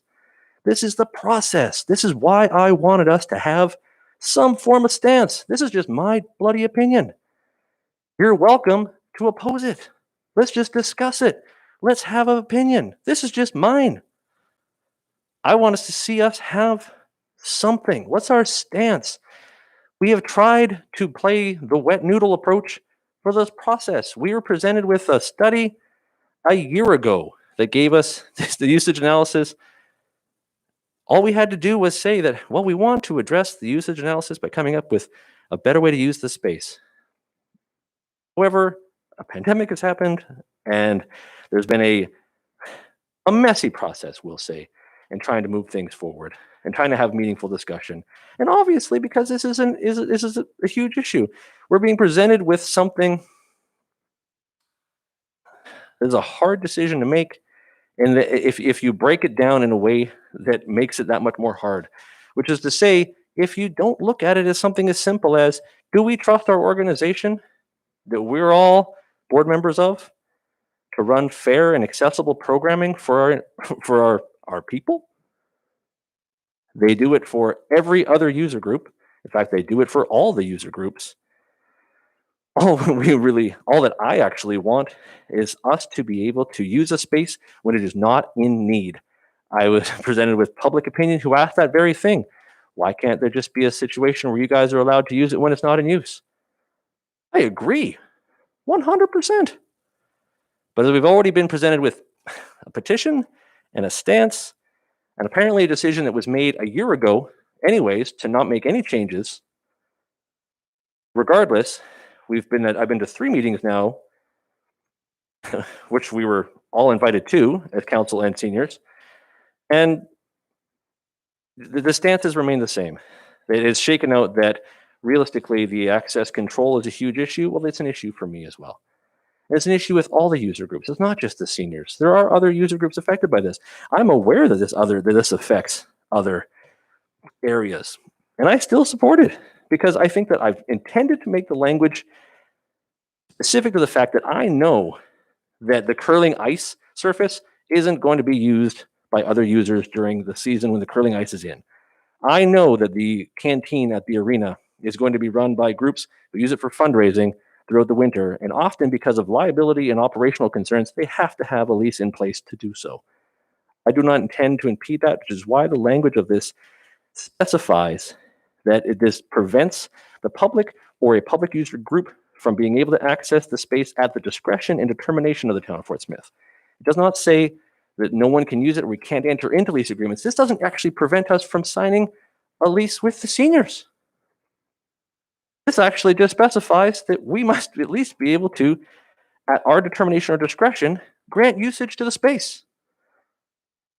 This is actually, I see this is written actually as a concession on my initial stance of I do not actually support leases as a whole, but this actually just specifies quite clearly out, or at least my intention to be clear, I understand I am not a legal scholar, that we can at least determine the use, condition, improvements, and access to our own spaces. I see that as being in the best interest of the organization, of which I am a counselor, that seeks to act in the best interest of the community as a whole, who does not act under the special pressures or interests of special user groups or strong advocacies or lobbyists or big scary groups of seniors. I realize and respect everybody in this community. They're amazing. And everybody who volunteers and everybody who runs things is fantastic. But to basically jockey to turf out an entire group of people simply because you don't get the one thing that you want as a group, all damned the consequences. Because I'm sorry, if there's a group who wishes to set fire to an organization, sure, wash out your council. I've seen it take, 8 years to rebuild? When you scrub an entire council and mayor out? So if this is the kind of political brinksmanship that everyone wants to play in, fine. Enjoy living in the community. You know what? This is not what it's about. This is about a simple lease agreement situation where, drop the hyperbole, this is about making sure that we can actually choose the usage of our spaces, and we're not targeting anybody. This is that the only people who are actually end up being targeted because they have leases.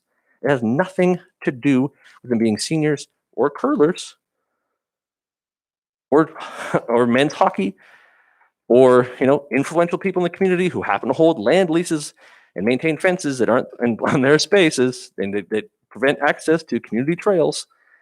It's about getting out of this because it's always a mess and it's ridiculous. Thank you, Councillor Westfall. Any other comments?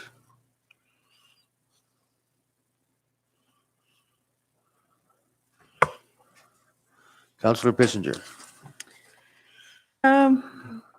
Just that, I think it was Deputy Mayor Smith that had mentioned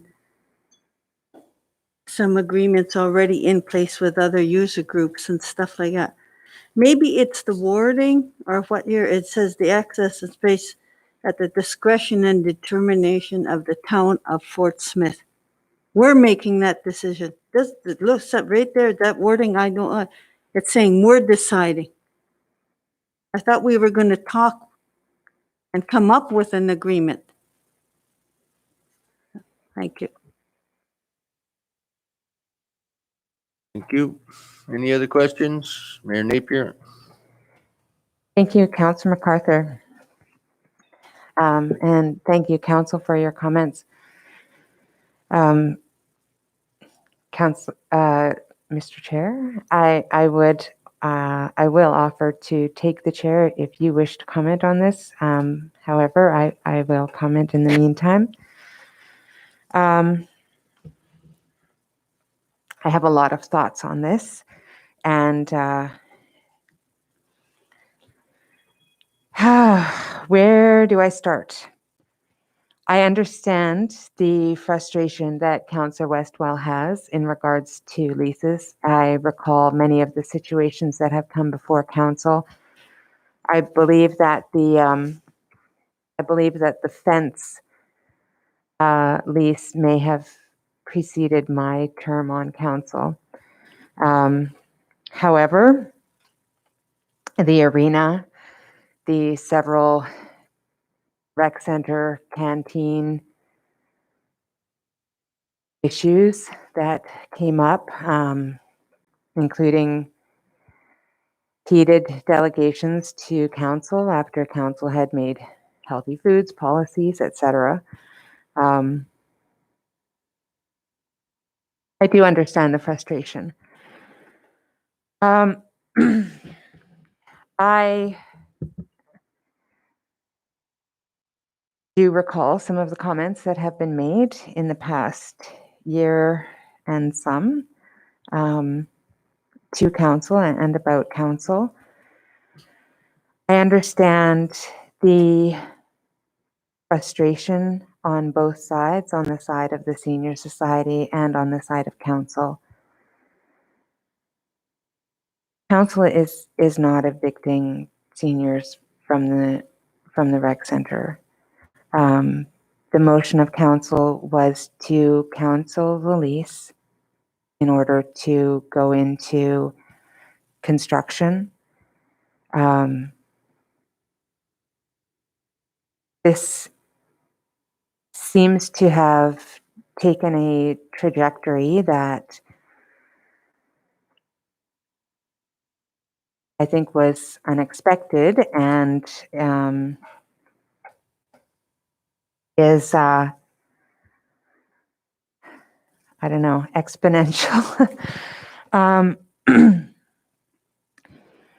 I believe that the town of Fort Smith and the seniors can come to an agreement about the space.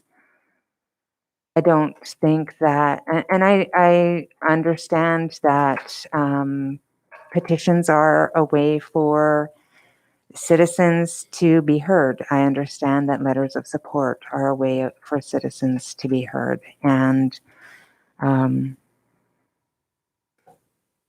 I think that it's our responsibility as council to make a measured and informed decision. I do believe that the public, I don't believe that the public have the entire story, or not story, but the facts of the entire situation. I think that the recommendation that has come forward to council brings a very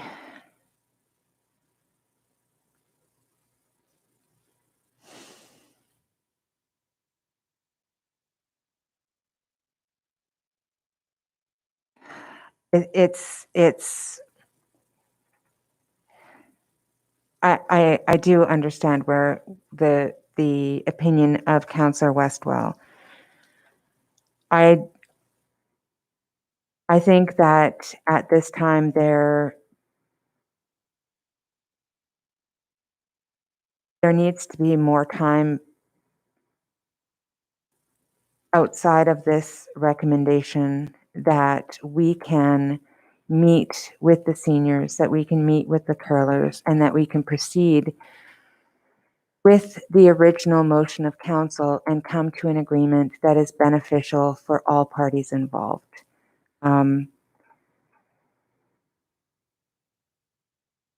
At this time, I can't support this motion because I believe that we still have measures that are available to us.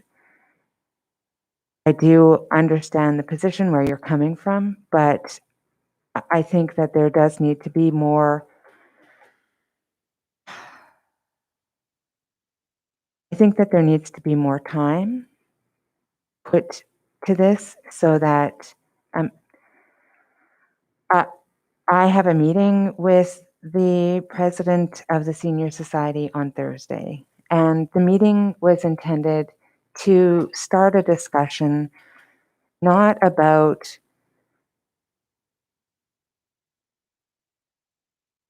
petitions or letters or people being evicted. It's about how we can be partners and move together. And I think that this can be done in a way that is responsible to all parties. And I think that the issue of leases needs to be done outside of the discussion of the meeting regarding the recreation center.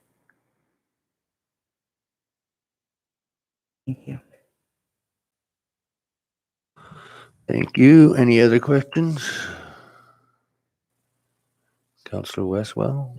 Sorry, just one last. I appreciate the optimism. I am subject to naive optimism myself. But just this is not meant to particularly target anybody so much as it is meant to be all wide sweeping. And the intention of this motion, as I wrote it, actually wasn't to prevent lease. It was the actual ins and outs of that. Just specify that without hampering negotiations, that this actually just means that at least we have a position that we want to be able to use a space as we, determine or wish to have access to a space at our discretion and determination. If that's too far, then what's the point? I understand that the idea was negotiation, and I supported that last week. I was hoping that we'd have some sort of discussion about a position. And this is my, hope to sort of muscle out a discussion. I guess I anticipated there was supposed to be some more meaningful dialogue and discussion, but the vice president of the Senior Society did post the petition and information this weekend. So, it obviously, to me, seems quite apparent that the position still maintains the same, that the access control is the issue. And if we don't subject to that at request, then it is a matter of we're against seniors. May be my interpretation, but I appreciate your position. Thank you. I'll just go ahead.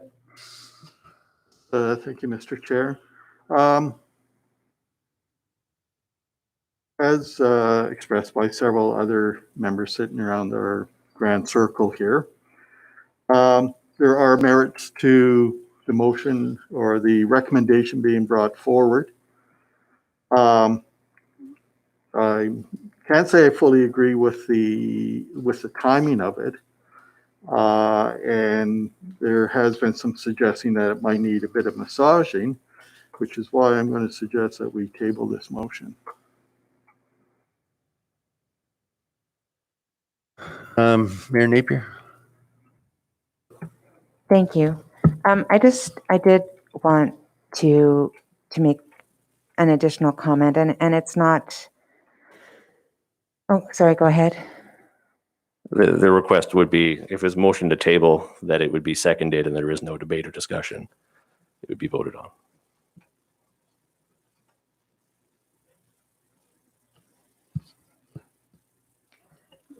Okay, I'll move that we table the motion.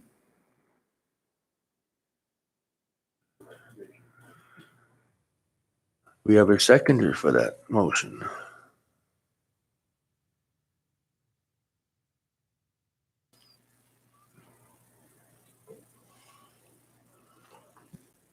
Mayor Napier.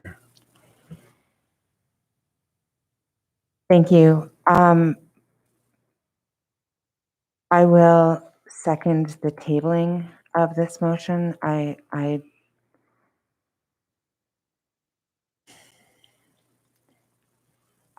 believe that we can do work on leases in general, and I believe that we can do work on our agreement with the seniors. But I think that at this time, I'm not prepared to move forward on the motion as it is currently. With the timing of everything, I'm not prepared to move forward on that.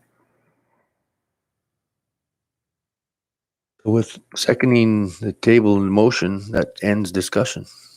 And we'll just carry on with the rest of the meeting. Have to vote. Okay, yeah, we got to vote first, sorry.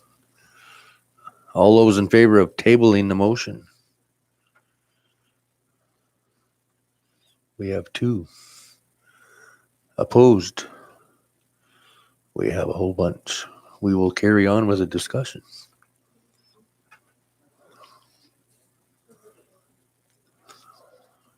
And we still have a question on the floor.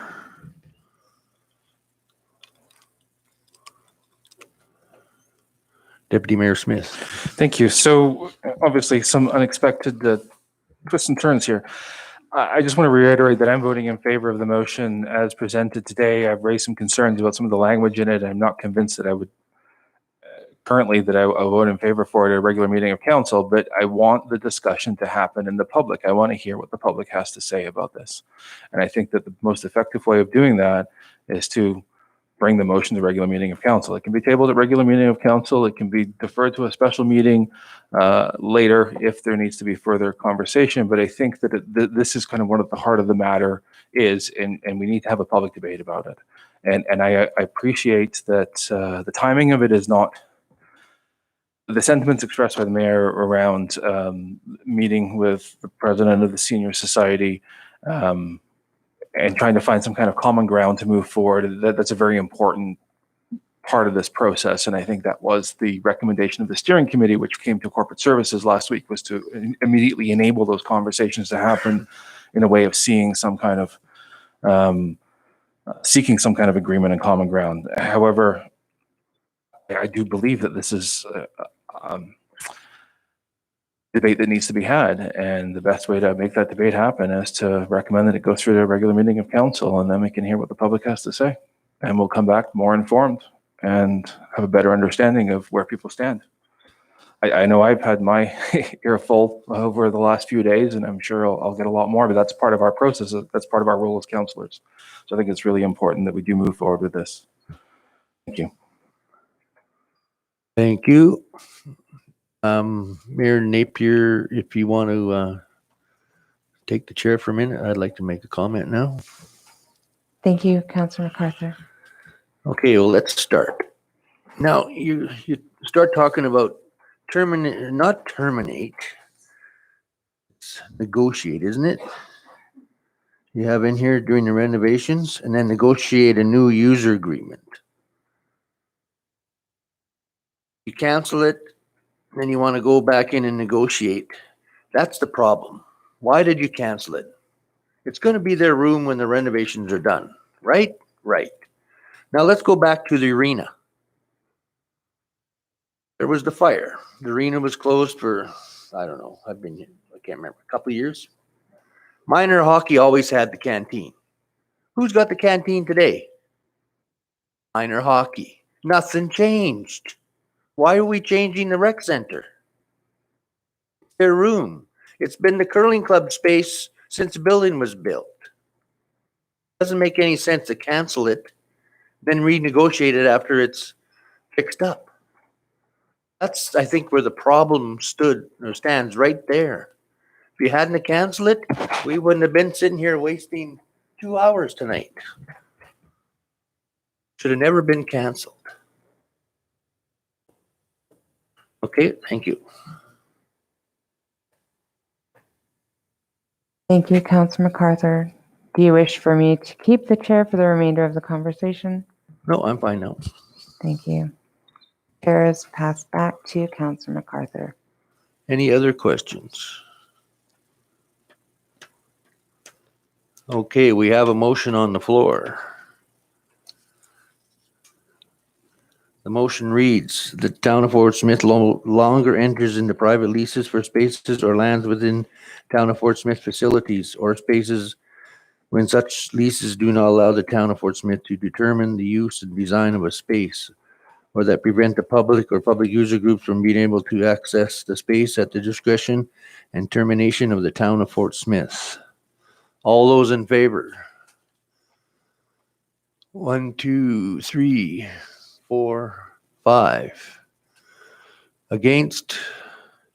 3. Motion is carried. Mr. Chair. Oh, Mr. Campbell? Can we have a recorded vote? Like who voted in favor and who? Okay, in favor, Councillor Westwell, Councillor Bolio, Deputy Mayor Smith, Councillor Cox, Councillor Couvette. Opposed, Mayor Napier, Councillor Pissinger, and Councillor Campbell. Okay, you got that, Katie? Okay. Okay, moving on. We have no excusing of councillors. Next meeting is April 13th. Do we have a mover to adjourn the meeting, Councillor Cox? I move that the meeting be adjourned at 8:48 p.m. Seconder, Mayor Napier. All those in favor? Carried. We will take a 5-minute recess.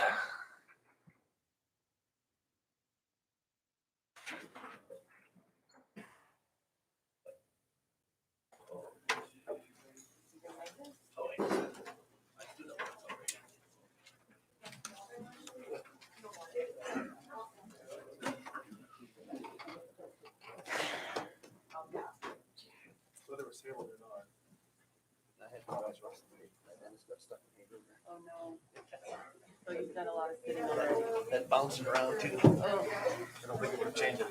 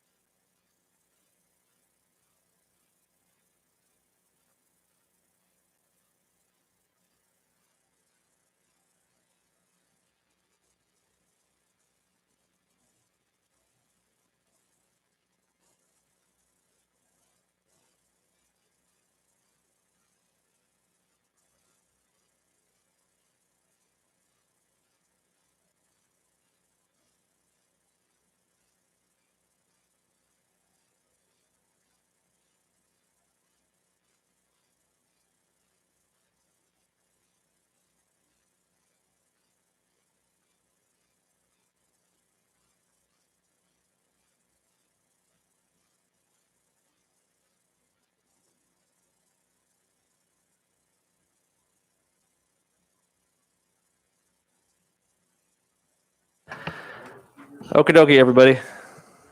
We've had a long, tough first meeting. Apologies for that. So let's get through municipal services here. They still have a reasonably lengthy agenda. I'll call this meeting to order. It is 8:55 p.m. Is there any declarations of financial interest? Seeing none. We have no delegations on the agenda this evening. Can I have somebody move the approval of the agenda? Councillor Couvrette. I move the agenda be adopted as presented. Thank you. And seconded by Councillor MacArthur.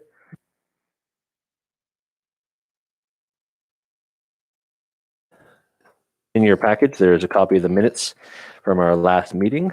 These minutes were already adopted and approved at our council meeting last month. Oh, sorry, did I forget to call the vote? Yep. All those in favor of the agenda? It's almost like my mind has been occupied. Okay. The minutes have already been approved. So unless there's any additions and urgent changes, we'll move right along. Visions and values were not addressed at the last meeting, so if there's anything pressing for that. Updates for the 2020 capital plan. I don't believe there's anything for this evening outside of what we're already discussing. The 2021 capital plan and other business, so we'll leave that one alone as well. Which brings us right to item number 5, the director's report. Administration. Thank you. Mr. Kaiser, are you ready to lay down the law about ridges on driveways?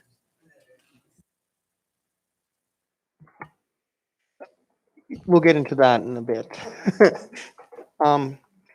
So I'm going to start off again about snow removal. The reality is, from the beginning of winter until the last drop of water has gone out of the ditches,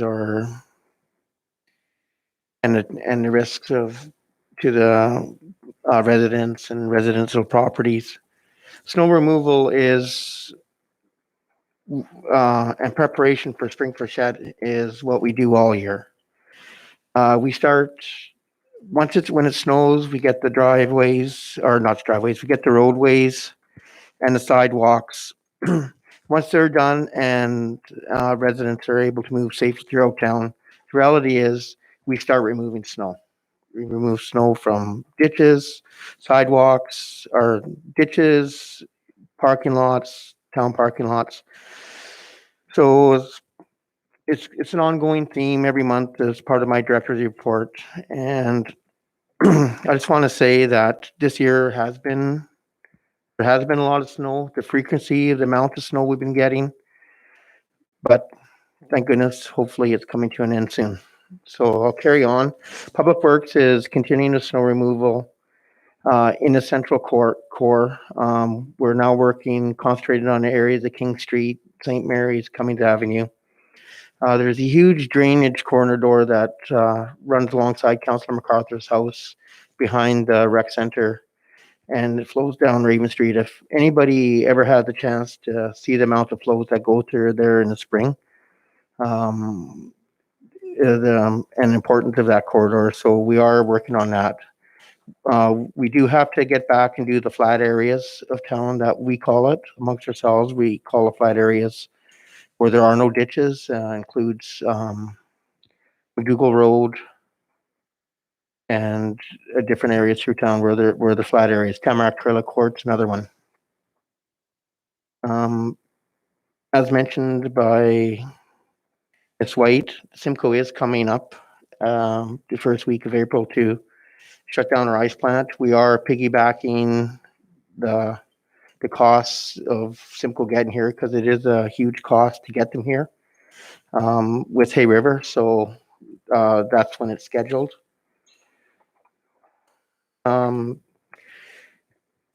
A couple of members of our municipal services team, including myself, and along with the fire chief, were fortunate enough to take a landfill fire prevention course. It included how to prevent fires, how to extinguish them when they're out, and the consequences of a landfill fire, including environmental and the costs associated with town. We all are aware of what happened in Hay River, and we feel that it was a very valuable course for us to take. I'm going to go on to probably address, I know there's been concerns about us peeling the sidewalks along Calder Avenue. The amount of snow we had this year, yes, it did impact how much snow accumulated on the sidewalks. But it wasn't just the amount of snow, but the frequency of the snowfall. If we had to clear the pathways so people can walk safely to different areas. So that sort of incorporated us skimming the loose snow more. And when we clear the area, let's say the east end of town, the McDougall, Pine Crescent areas, people are walking on the sidewalks in Calder. That doesn't quit. So we would do that area. We can't do the whole town in a day, and it accumulates, it compacts. For us to scrape it, bring it down to the sidewalk, bring it down to the cement on a regular basis, it takes too much time. We would never get to the area. We would never get finished clearing the sidewalk. So what we do is we have to have we maintain scrape the sidewalk so people are able to walk. Over the last month, we didn't have much snow accumulation, so now it's time to start peeling the sidewalks.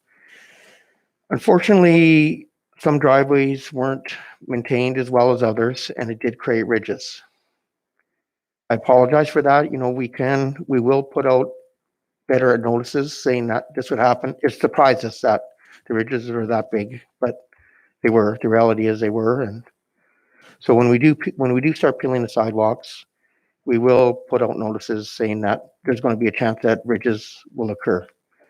Reason we peel the sidewalks is there's nothing worse than having a snow accumulation on them. It melts, people walk on them, and then it freezes for 2 weeks. It basically makes sidewalks, the risks of people tripping, breaking ankles, and people start walking on roads are so bad. So that's why we do peel them. Yeah, anyways, hopefully that clarifies some of the issues that happened on Calder. Like I said, we will give more notice that it can happen. I think we're unaware of the extent of that, but yeah, thank you.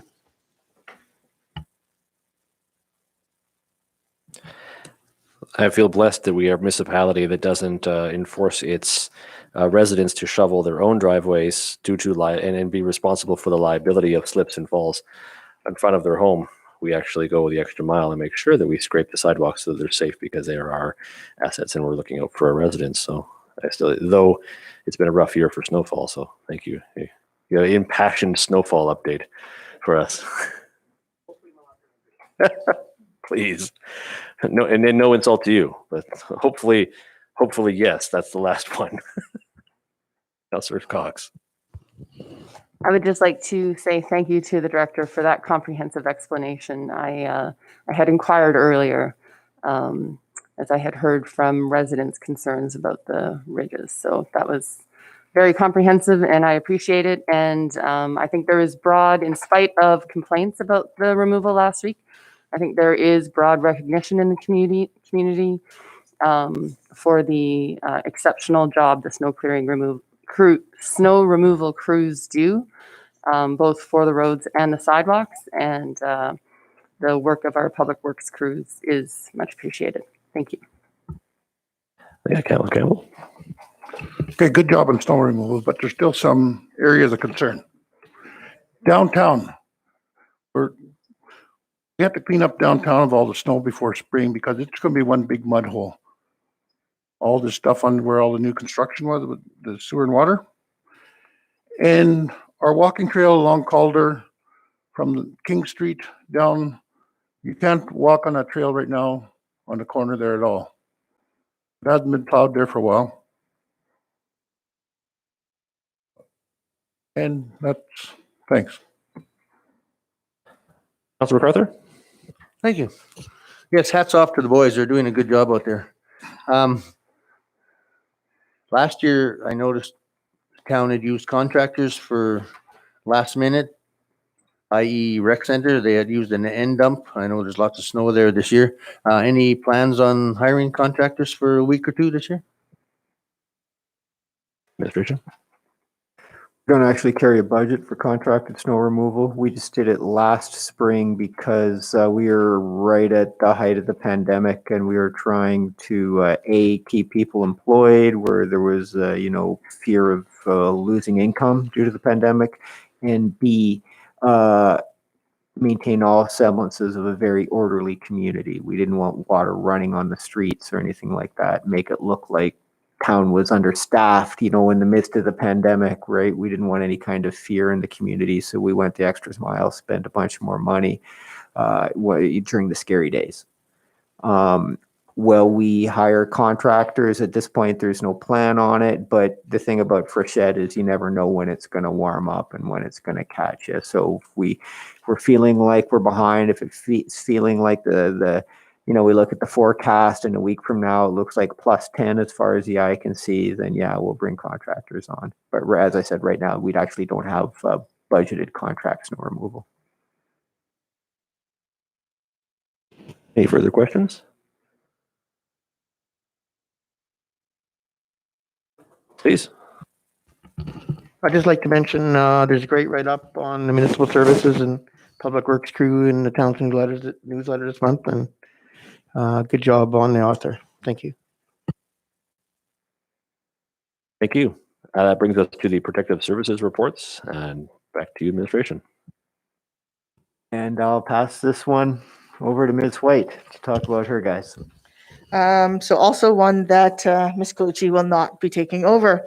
Nothing too unusual in the fire report, although I do want to mention there was an issue with two carbon monoxide calls, one which was residential and could have had a very, very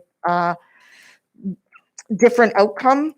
And so just a mention to community members to make sure that their smoke detectors and carbon monoxide detectors are working properly and that they are getting their furnaces serviced to avoid such things happening. It could have gone very poorly and we could have lost 2 community members due to this incident. So please do make sure that you are managing these life-saving systems. Ambulance, medevacs continue to be steady. I think the last few months we've been in and around the 10 range for medevacs.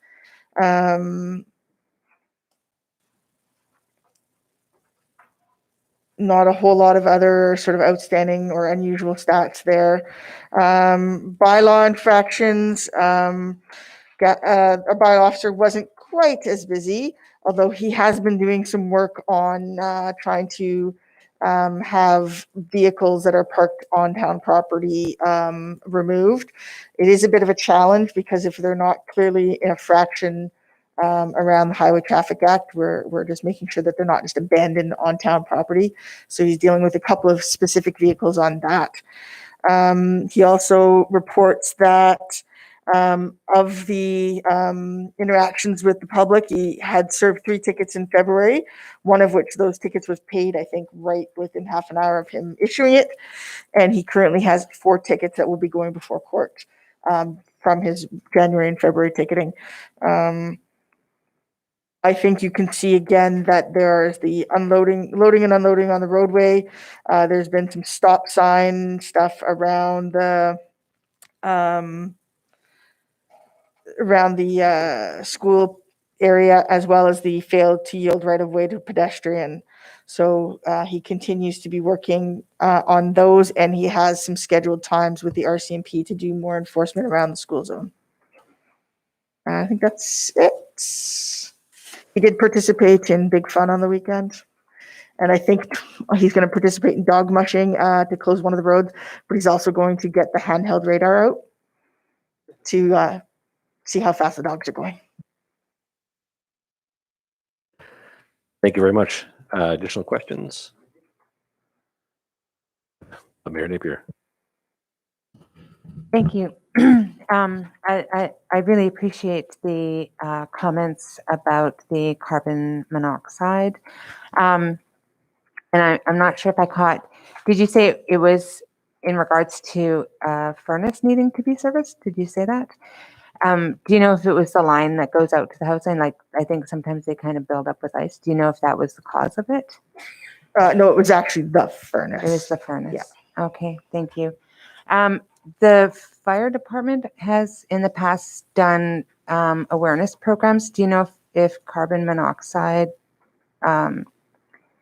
detectors are normally a part of that?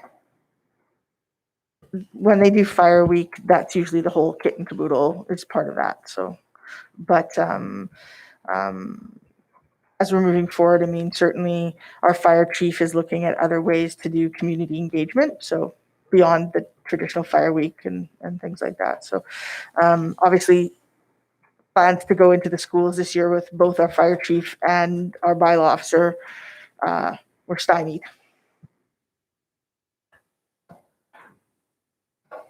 Thank you. I just have an additional question. We did have the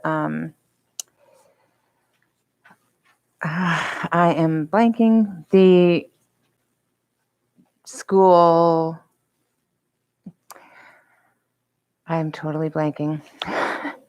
A delegation about the crosswalks in front of the school, the DEA. I have tried to contact them about further discussions, but I haven't heard anything, and I'm wondering if administration has heard anything further about their delegation. Nothing since we updated you last week on the issue. Thank you. Anne? I can check with the DEA because I know it did come up at our last meeting, and we have a meeting the third Thursday of the month. And I thought they had mentioned they were going to get in touch with the town. I'll follow up. Thank you. Any further questions? Actually, of note, I actually got a Facebook update, I believe, from the fire department last year. That's how I was informed that my kitty carbon monoxide smoke detectors had been recalled. Actually, I think that was an update by our fire department on Facebook. So they're actually pretty active when it comes to the old the detector notices. So I had to replace I replaced my units based on that information. I would just like to take a moment to also recognize our good work of our bylaw enforcement officer as well, because I mean, every morning now that I get to go to the school, I get to see the sort of a justice in action. I'm not sure, bylaw in action, and it is effective. It has changed the flow of traffic and the speed of traffic, and people behave differently, not knowing if he's there or not. And I still see people being pulled over regularly. So I think it's great.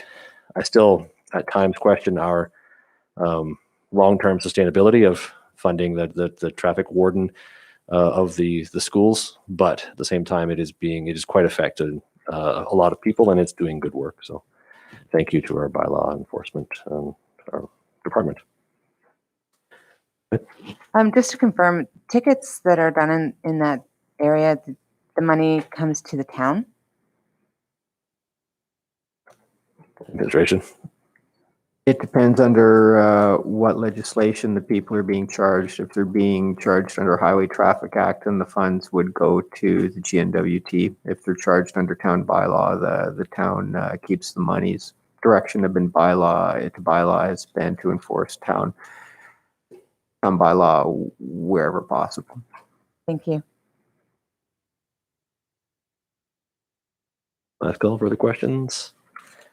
Hearing none, that moves us along to advisory boards, which is Sustainable Development Advisory Board. We met, I think it was last week over Zoom. There is no minutes included, but I believe that was just last Thursday. So I suspect they'll be generated for the next rotation as our executive secretary hustles to get through the piles of minutes I suspect that we're constantly generating. So we should dial that back. We have a new executive secretary. do those small amounts of minutes that we don't at all generate. But yeah, it was a good meeting. Discussion around the controlled substances. They got to the meat of a couple of matters. I think there's a couple of recommendations coming forward on some on their stances. So I look forward to those community council when they make it. Unless anybody has any questions. Okay. That brings us to bylaw policy review and development, I believe. We should have a briefing note here for the Starlight Corporation, and I would ask administration to present the briefing note. Thank you. We actually spoke to this briefing note in camera last week, and there was some questions about how we come out of in camera with a motion. So we checked with legal, and actually the town's maximum bid price has to be public, which, since that was the only real embargoed information, the briefing note is now public. So other than that, the content remains unchanged. There are actually two aspects to the outcomes should council support it. One is that me or a designate get appointed to go to the auction to bid on the property to the maximum price set by council, where we're saying that the maximum price is the value of outstanding taxes at the date of the auction. And then further, there is a requirement for the land acquisition bylaw, which is the other item under Section 8 bylaw policy is land acquisition bylaw. So the idea is it would go through two readings and then it would sit pending conclusion of the sale. The only other information, there was some dialogue around cost of remediation of the property. The only thing we've done on that is we've inquired to MACA to determine what their position is on condemning of properties, how they advance it, what are the triggers, what do they do should the property not have ownership, how do they fund remediation, how do they deal with lack of action on when an order is placed, these sorts of things. So we're trying to figure out their process to determine how they would respond to that property, and if we can force action instead of acquiring the property, these sorts of things. So I don't have that information yet. I did, when we get to the capital plan, add additional funds to the capital plan for remediation of the site under downtown development. Thank you very much. Questions? David Smith. So I was just going to read the recommendation. Please. The council direct Keith Morrison, SAO, to acquire lot 1009, lot 1235, 61 Portage Avenue at the amount owed to the town as of the auction date, but not the obligation to acquire. Thank you. Seconded by Councillor Couvret. Discussion on the recommendation. Councillor MacArthur. Yeah, I just have a question about the said property. So whoever owned this before, i.e. bank, they've just given up on it and walked away, have they?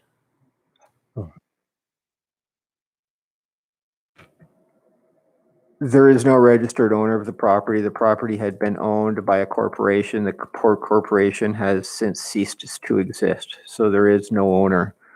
The monies we pay would be paid to the court, who would then pay them back to the town as we are first in the list under PATA to receive the amounts owing to us for property tax. That's why the requirement is, as per the motion, is to not bid beyond the outstanding value of property tax, because as soon as we bid beyond that, that money goes to court and goes to any other creditors that might exist, i.e. the bank. Mayor Smith. Thank you. Of course, I don't know whether or not we will actually be able to acquire the property. However, given the environmental liabilities associated with the property, it's unlikely we will have other bidders. I just wanted to state for the record, because it was part of the in-camera conversation that, or not part of the in-camera conversation, but part of this conversation is that this is a very positive step for the town of Fort Smith to expand its downtown development and remove an unsightly premises. And I think that, I'm certainly aware that there will be additional costs for remediating the site. But I'm very comfortable with pursuing that. My understanding is that there may be funding available for such remediation, as there has been for other buildings in this community and other communities. But unless the town is the actual property owner, they are unable to acquire these funding sources. Excuse me, it's been a long meeting. I'm tripping over my words. So I just wanted to get that stated. Thank you. Thank you. Any further discussion? All those in favor of the recommendation? Carried unanimously. Thank you. We have a second recommendation if somebody wishes. Councillor Corvette. Thank you, Mr. Chair. I move that council bring forward the land acquisition bylaw 1014 to the regular council meeting on March 16th, 2021 for first and second reading. Thank you. Second by Mayor Napier. Discussion. All those in favor? Carried unanimously. Thank you. Okay, that brings us to item 9 on the agenda, which is back to administration. Thank you. Before you, you have the proposed 2021 capital plan. There's no briefing note to accompany it. If council wants, I can bring a briefing note to the council meeting. The briefing note's going to read a whole heck of a lot like the briefing note from last year. What we've done is we've taken last year's capital plan. We've removed any projects that were completed. We've revised any projects that we advanced over the past year. And then we added any new projects that have arisen either due to the 20-year long-term capital plan that shows things coming of age in 2021, any council requests for additional works, and any other emergent needs that we've seen administratively. So with that, I'll go quickly through item by item and very quickly through item by item, given the time limits, and we can have a discussion as we proceed. The first one, IT plan, that's to get town connectivity, to take our intranet, which is the operating environment that we have within Town Hall, and have it reach out to all our other facilities so that they can all have access to our financial software, our purchasing software, our human resources software. There's been a lot of dialogue now that we have a local IT internet provider, and some of the moves we've taken with our existing software have been done to facilitate this change, but we're not there yet. The money remains budgeted. Payroll software, this item was actually on last year, but it was for purchase of a human resources module for our accounting software. That module has been purchased. The money this year is for the purchase of a cemetery module. It's called Stone Orchard. And it works with our VATM software, and basically it allows us to better track the plots, available lands, ownership. Right now, it's, if you've ever watched Town Hall, when a person comes to select a property and this old decrepit drawing gets brought out and rolled out and reviewed, and sometimes it's not accurate. Much to Mr. Grenier's dismay. So anyways, and it actually has a visual interface. You can enter mapping into it, and so the price is higher than the previous module because we have to allow for actual survey on the ground truthing. IT Evergreen, the monies from last year are in the process of getting spent, and these monies are for this year. We have seen some scope creep from 7 computers replaced annually to 9. And so hence the budget is increased from 10,000 to 15,000. Performance reviews are a carryover from last year. The RFP has been written and not just issued. Engineering standards is a carryover from last year. The contract for this work has been issued, but the work is not complete. This is one of the limiting factors that keeps us from advancing some of the audit requirements, because the audit requires rewrite of our water and sewer bylaw. Part of that action is to hive off a lot of the technical information in the bylaw and put it in an engineering standards document instead. The next 3, climate change adaptation plan, housing needs study, and energy plan, are all carryovers. These were 3 projects that were given to a local consultant to go and find the funds required. You notice the funding sources is listed as to be confirmed. So the energy plan application went to Arctic Energy Alliance, and we've been think we call initial approval from them for a project to run in 2021 summer. And it's actually a 2-year project that includes the placement of a funded staff position with the town. The climate change adaptation plan, the application is in with, I think, CanNor, and we have yet to hear back. Sorry, I apologize. We've had preliminary approval, and we're in the processes of submitting the final plan. And the housing needs study, the consultant has struggled to find an appropriate fund to access. Slope stability design indicated some funds spent there, so the consultant is still working. We did see delays due to pandemic because he is a southern consultant and couldn't make it to site to do some of the work he needed to do. Economic development zone, we finally received confirmation of the funds. Their ability to approve money seems to have been greatly impacted by the pandemic, and it took them quite a while to actually get those approvals in place. The strategic marketing plan is a carryover. A lot of work is happening on that one, but invoicing has been such that we haven't seen invoicing on the project until January, and so is not reflected in this document. Next 3 plans are all plans that were requested by council last year and are new to the capital plan.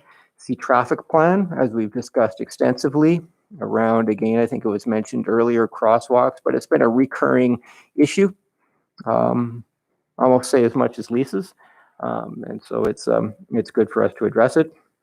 Bylaw enforcement review is also an oft discussed topic about what does bylaw enforcement look like in our community. And finally, work on reviewing the zoning bylaw. There is a legislated requirement to periodically go back and review zoning bylaw with the cannabis and regulated substance discussions currently had by SDAB, along with discussions around landslide use, economic development zones, the work currently being done by Salt River First Nation and the future urban reserves. There is a need for the update of this plan. Energy upgrades, we have the money, but haven't advanced the project. An asset management system, we have the money and are, I think, in the process of applying for additional funds to support a position to complete that work.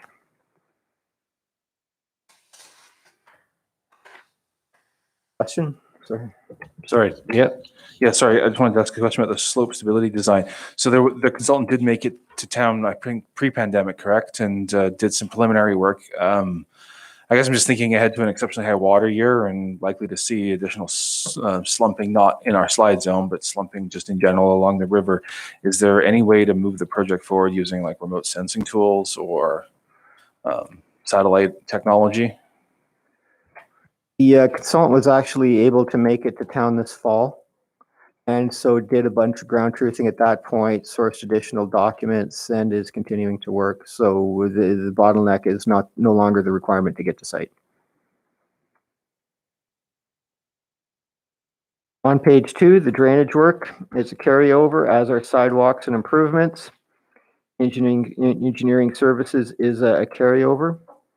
Under attachments, that was previously an $80,000 budget that's been reduced to $15,000. Basically, the materials have been purchased and just require install. Bobcats is an annual expenditure and was expended last year and will expend this year.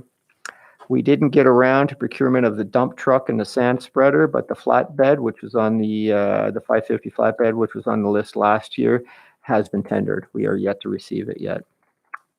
Facility maintenance tool van is a carryover from last year, and the tender is about to go out in the papers. Under protective services, fire abatement work is an annual undertaking. The $10,000 was spent last year, is my understanding. We didn't have the ability to do the actual in-person fire smart work with private residents as we'd hoped to spend that money on because of the pandemic, but other related opportunities were found for those funds. The fire truck is off the list. It's purchased, and the $150,000 of fire smart work was both projects were completed under budget. One of the things is those monies were listed as we were hoping for outside funding.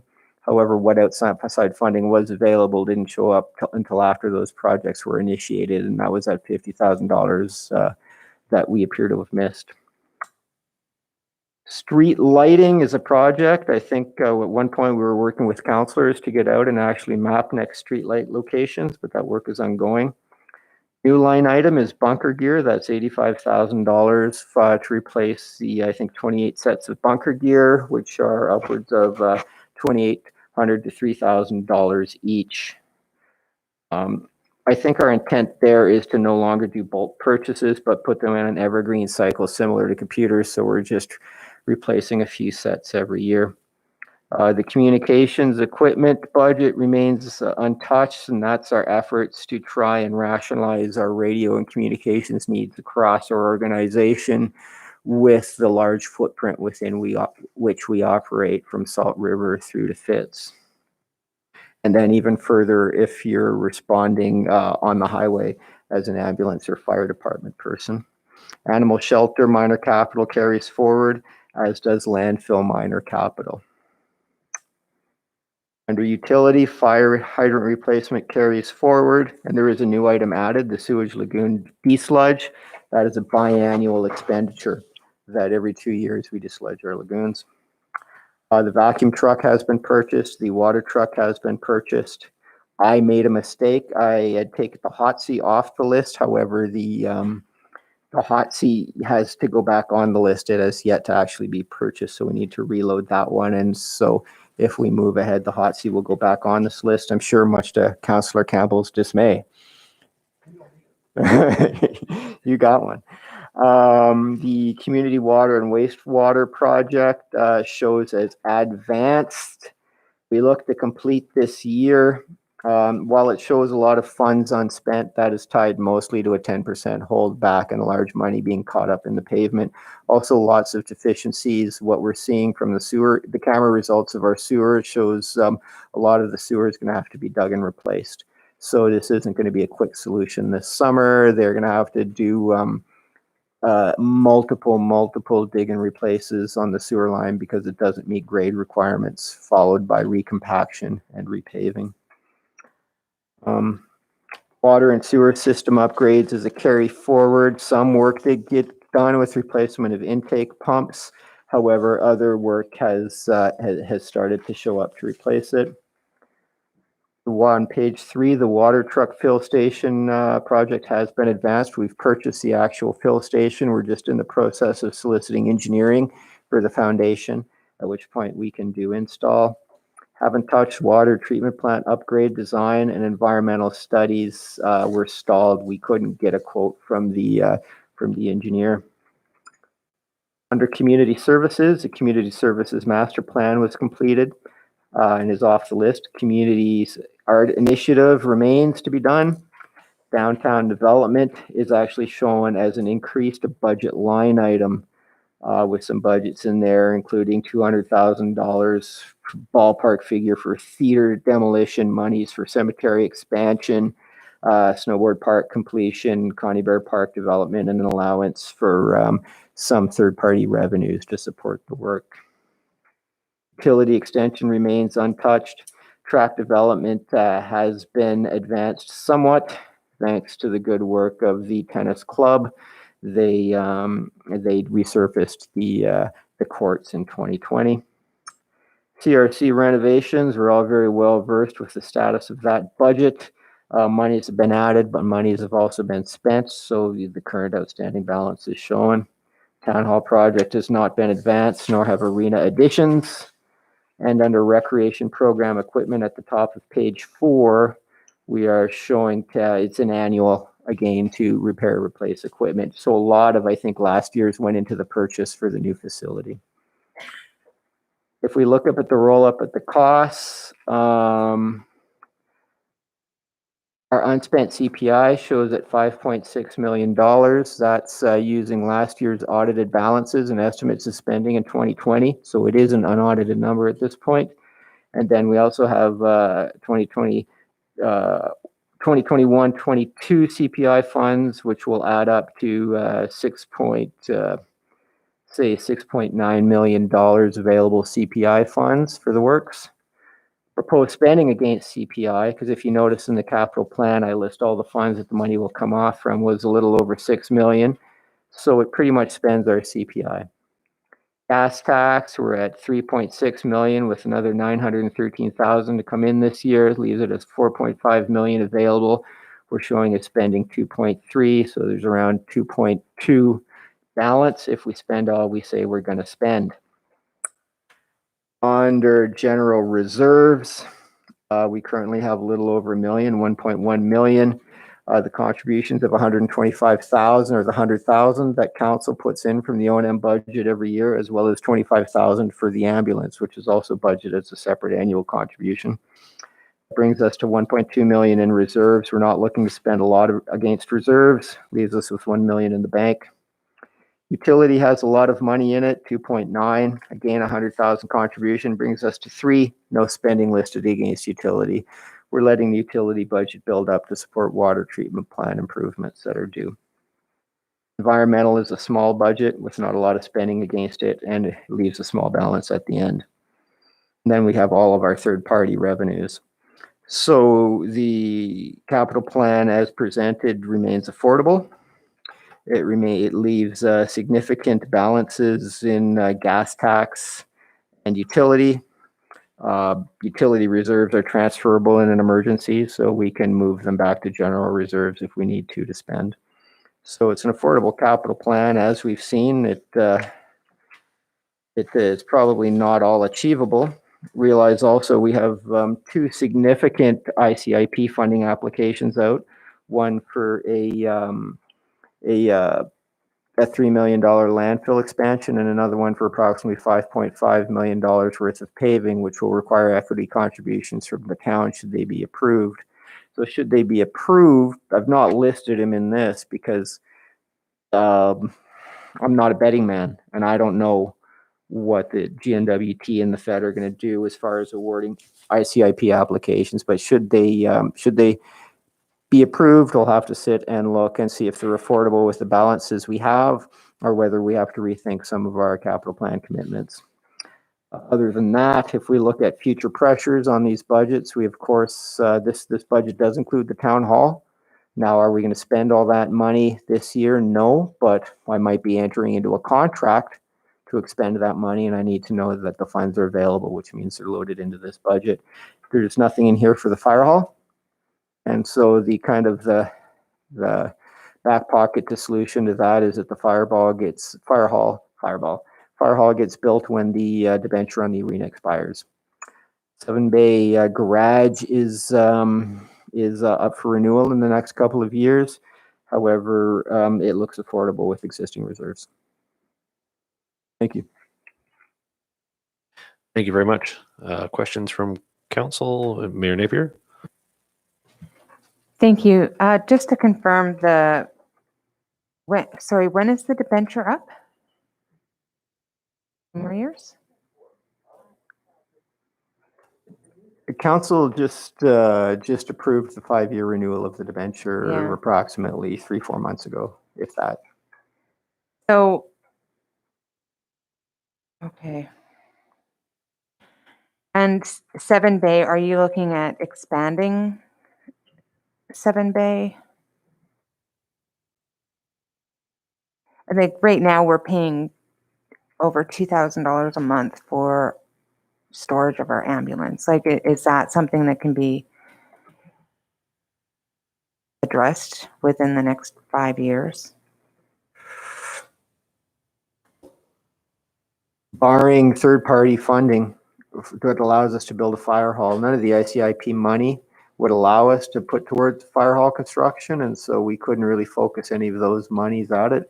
I anticipate continued federal stimulus funding as we draw out of the pandemic, and so hopefully there's a fund that is applicable. It would require an equity contribution. Beyond that, 7 Bay is already too full. We had discussions here a month ago about having to park the bylaw truck outside there, right? There's no free space there. It's what we do as a town has expanded faster than the buildings we do it within. I think that's been a theme tonight. So yeah, we're not parking the ambulances in 7 Bay. And I think that if we start building ambulance bays on 7 Bay when we expand it, then that's counter to our efforts to, Build a new fire hall. yeah, and to draw our services together. Thanks. Had Councillor Cox first.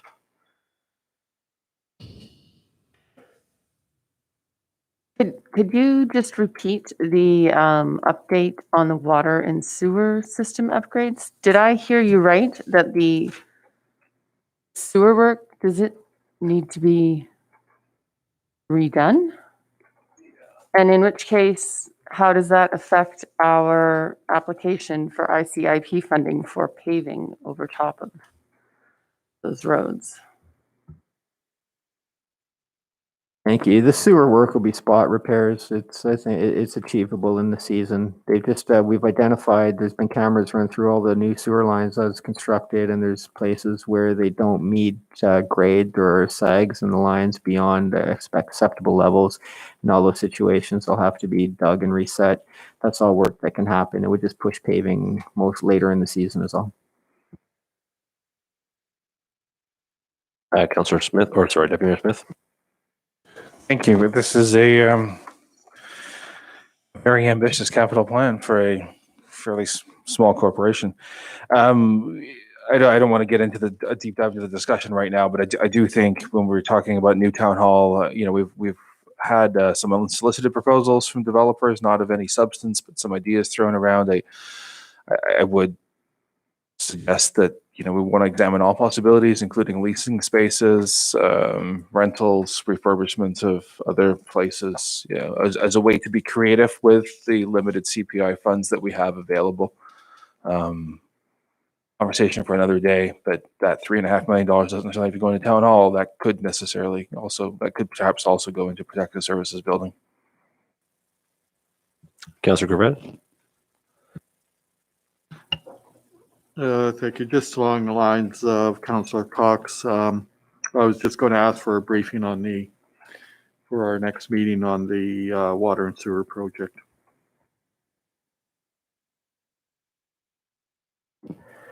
As I feel like the deficiencies in the contract were briefed at our budget discussion before Christmas, I think, where there was discussion about SAGs and some of the other issues that need to be resolved. So it's been an exciting summer. Harold, do you have? If we have these SAGs now, what happened to our engineer that was watching them? The ones that we paid to oversee that everything should be properly tampered and everything. Why do we have all these SAGs and everything a year later after the camera's been down there? These guys are paid good dollars to be on top of it all. The engineers we paid to watch their engineers and the contractor. Sure, if his answer for that. There was both QA and QC on the project. Their engineers were sampling on a regular basis. Our engineers were watching their engineers. I was watching our engineers. They were probably watching me. So there was a lot of oversight on the project. However, everything was done to standard, compaction standards. However, the end result, doesn't meet the requirements. The camera indicates that, and will have to get replaced as part of the warranty on the project. And currently the money is being held back as a deficiency until it is. Good. So it's not going to cost us any more money to get this stuff fixed. It's a deficiency then for sure. Completely. It's a deficiency, right? And that's where we're at now. And that's why, an official briefing, I think, would be premature because we're still in the process of holding back all those funds, as well as realize that we have liquidated damages clauses in our contract, which penalize the contractor whenever he goes past completion date. We revised the completion date to, I think it was June of this past year. And so by the time you apply liquidated damages, the last $500,000 progress draw, there was no money getting paid. So there's a lot of conversations happening right now, but the town is not out of money due to deficiencies by the contractor. Time is different, right? The time is painful. It's going to be another construction year. lemonade from lemons is it's a whole bunch of local residents of another summer of employment.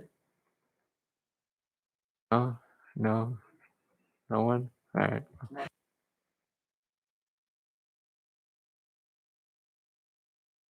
Any other questions? All right, thank you.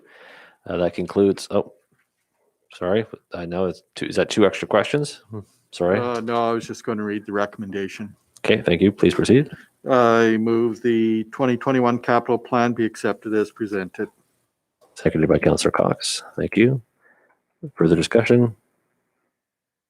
All those in favor? Carried unanimously. Okie dokie. And that brings us to 10B, which is a in-camera session for a accordance with section 23(3), section D, the CTV Act, to discuss salary benefits or performance records of an employee. No. But we can certainly still make a recommendation, and either it's up to the will of the committee. If we wish to discuss this at a later meeting, you can table the recommendation for a future meeting, or you can extend the meeting's length. Really, it's up to the committee. Mayor Napier? I'll make the motion for a discussion that council move in camera in accordance with section 23(3)D of the Cities, Towns and Villages Act to discuss the salary, benefits, or performance record of an employee. Thank you. Do I have a seconder? Councillor Cox. Discussion. All those in favor? That carried unanimously. Okay, thank you. Okay, we'll take a few minutes to get everybody sort of prepped and ready here, and then we're going to have to get back pretty quickly so that if we have to vote to extend our meeting or not. So.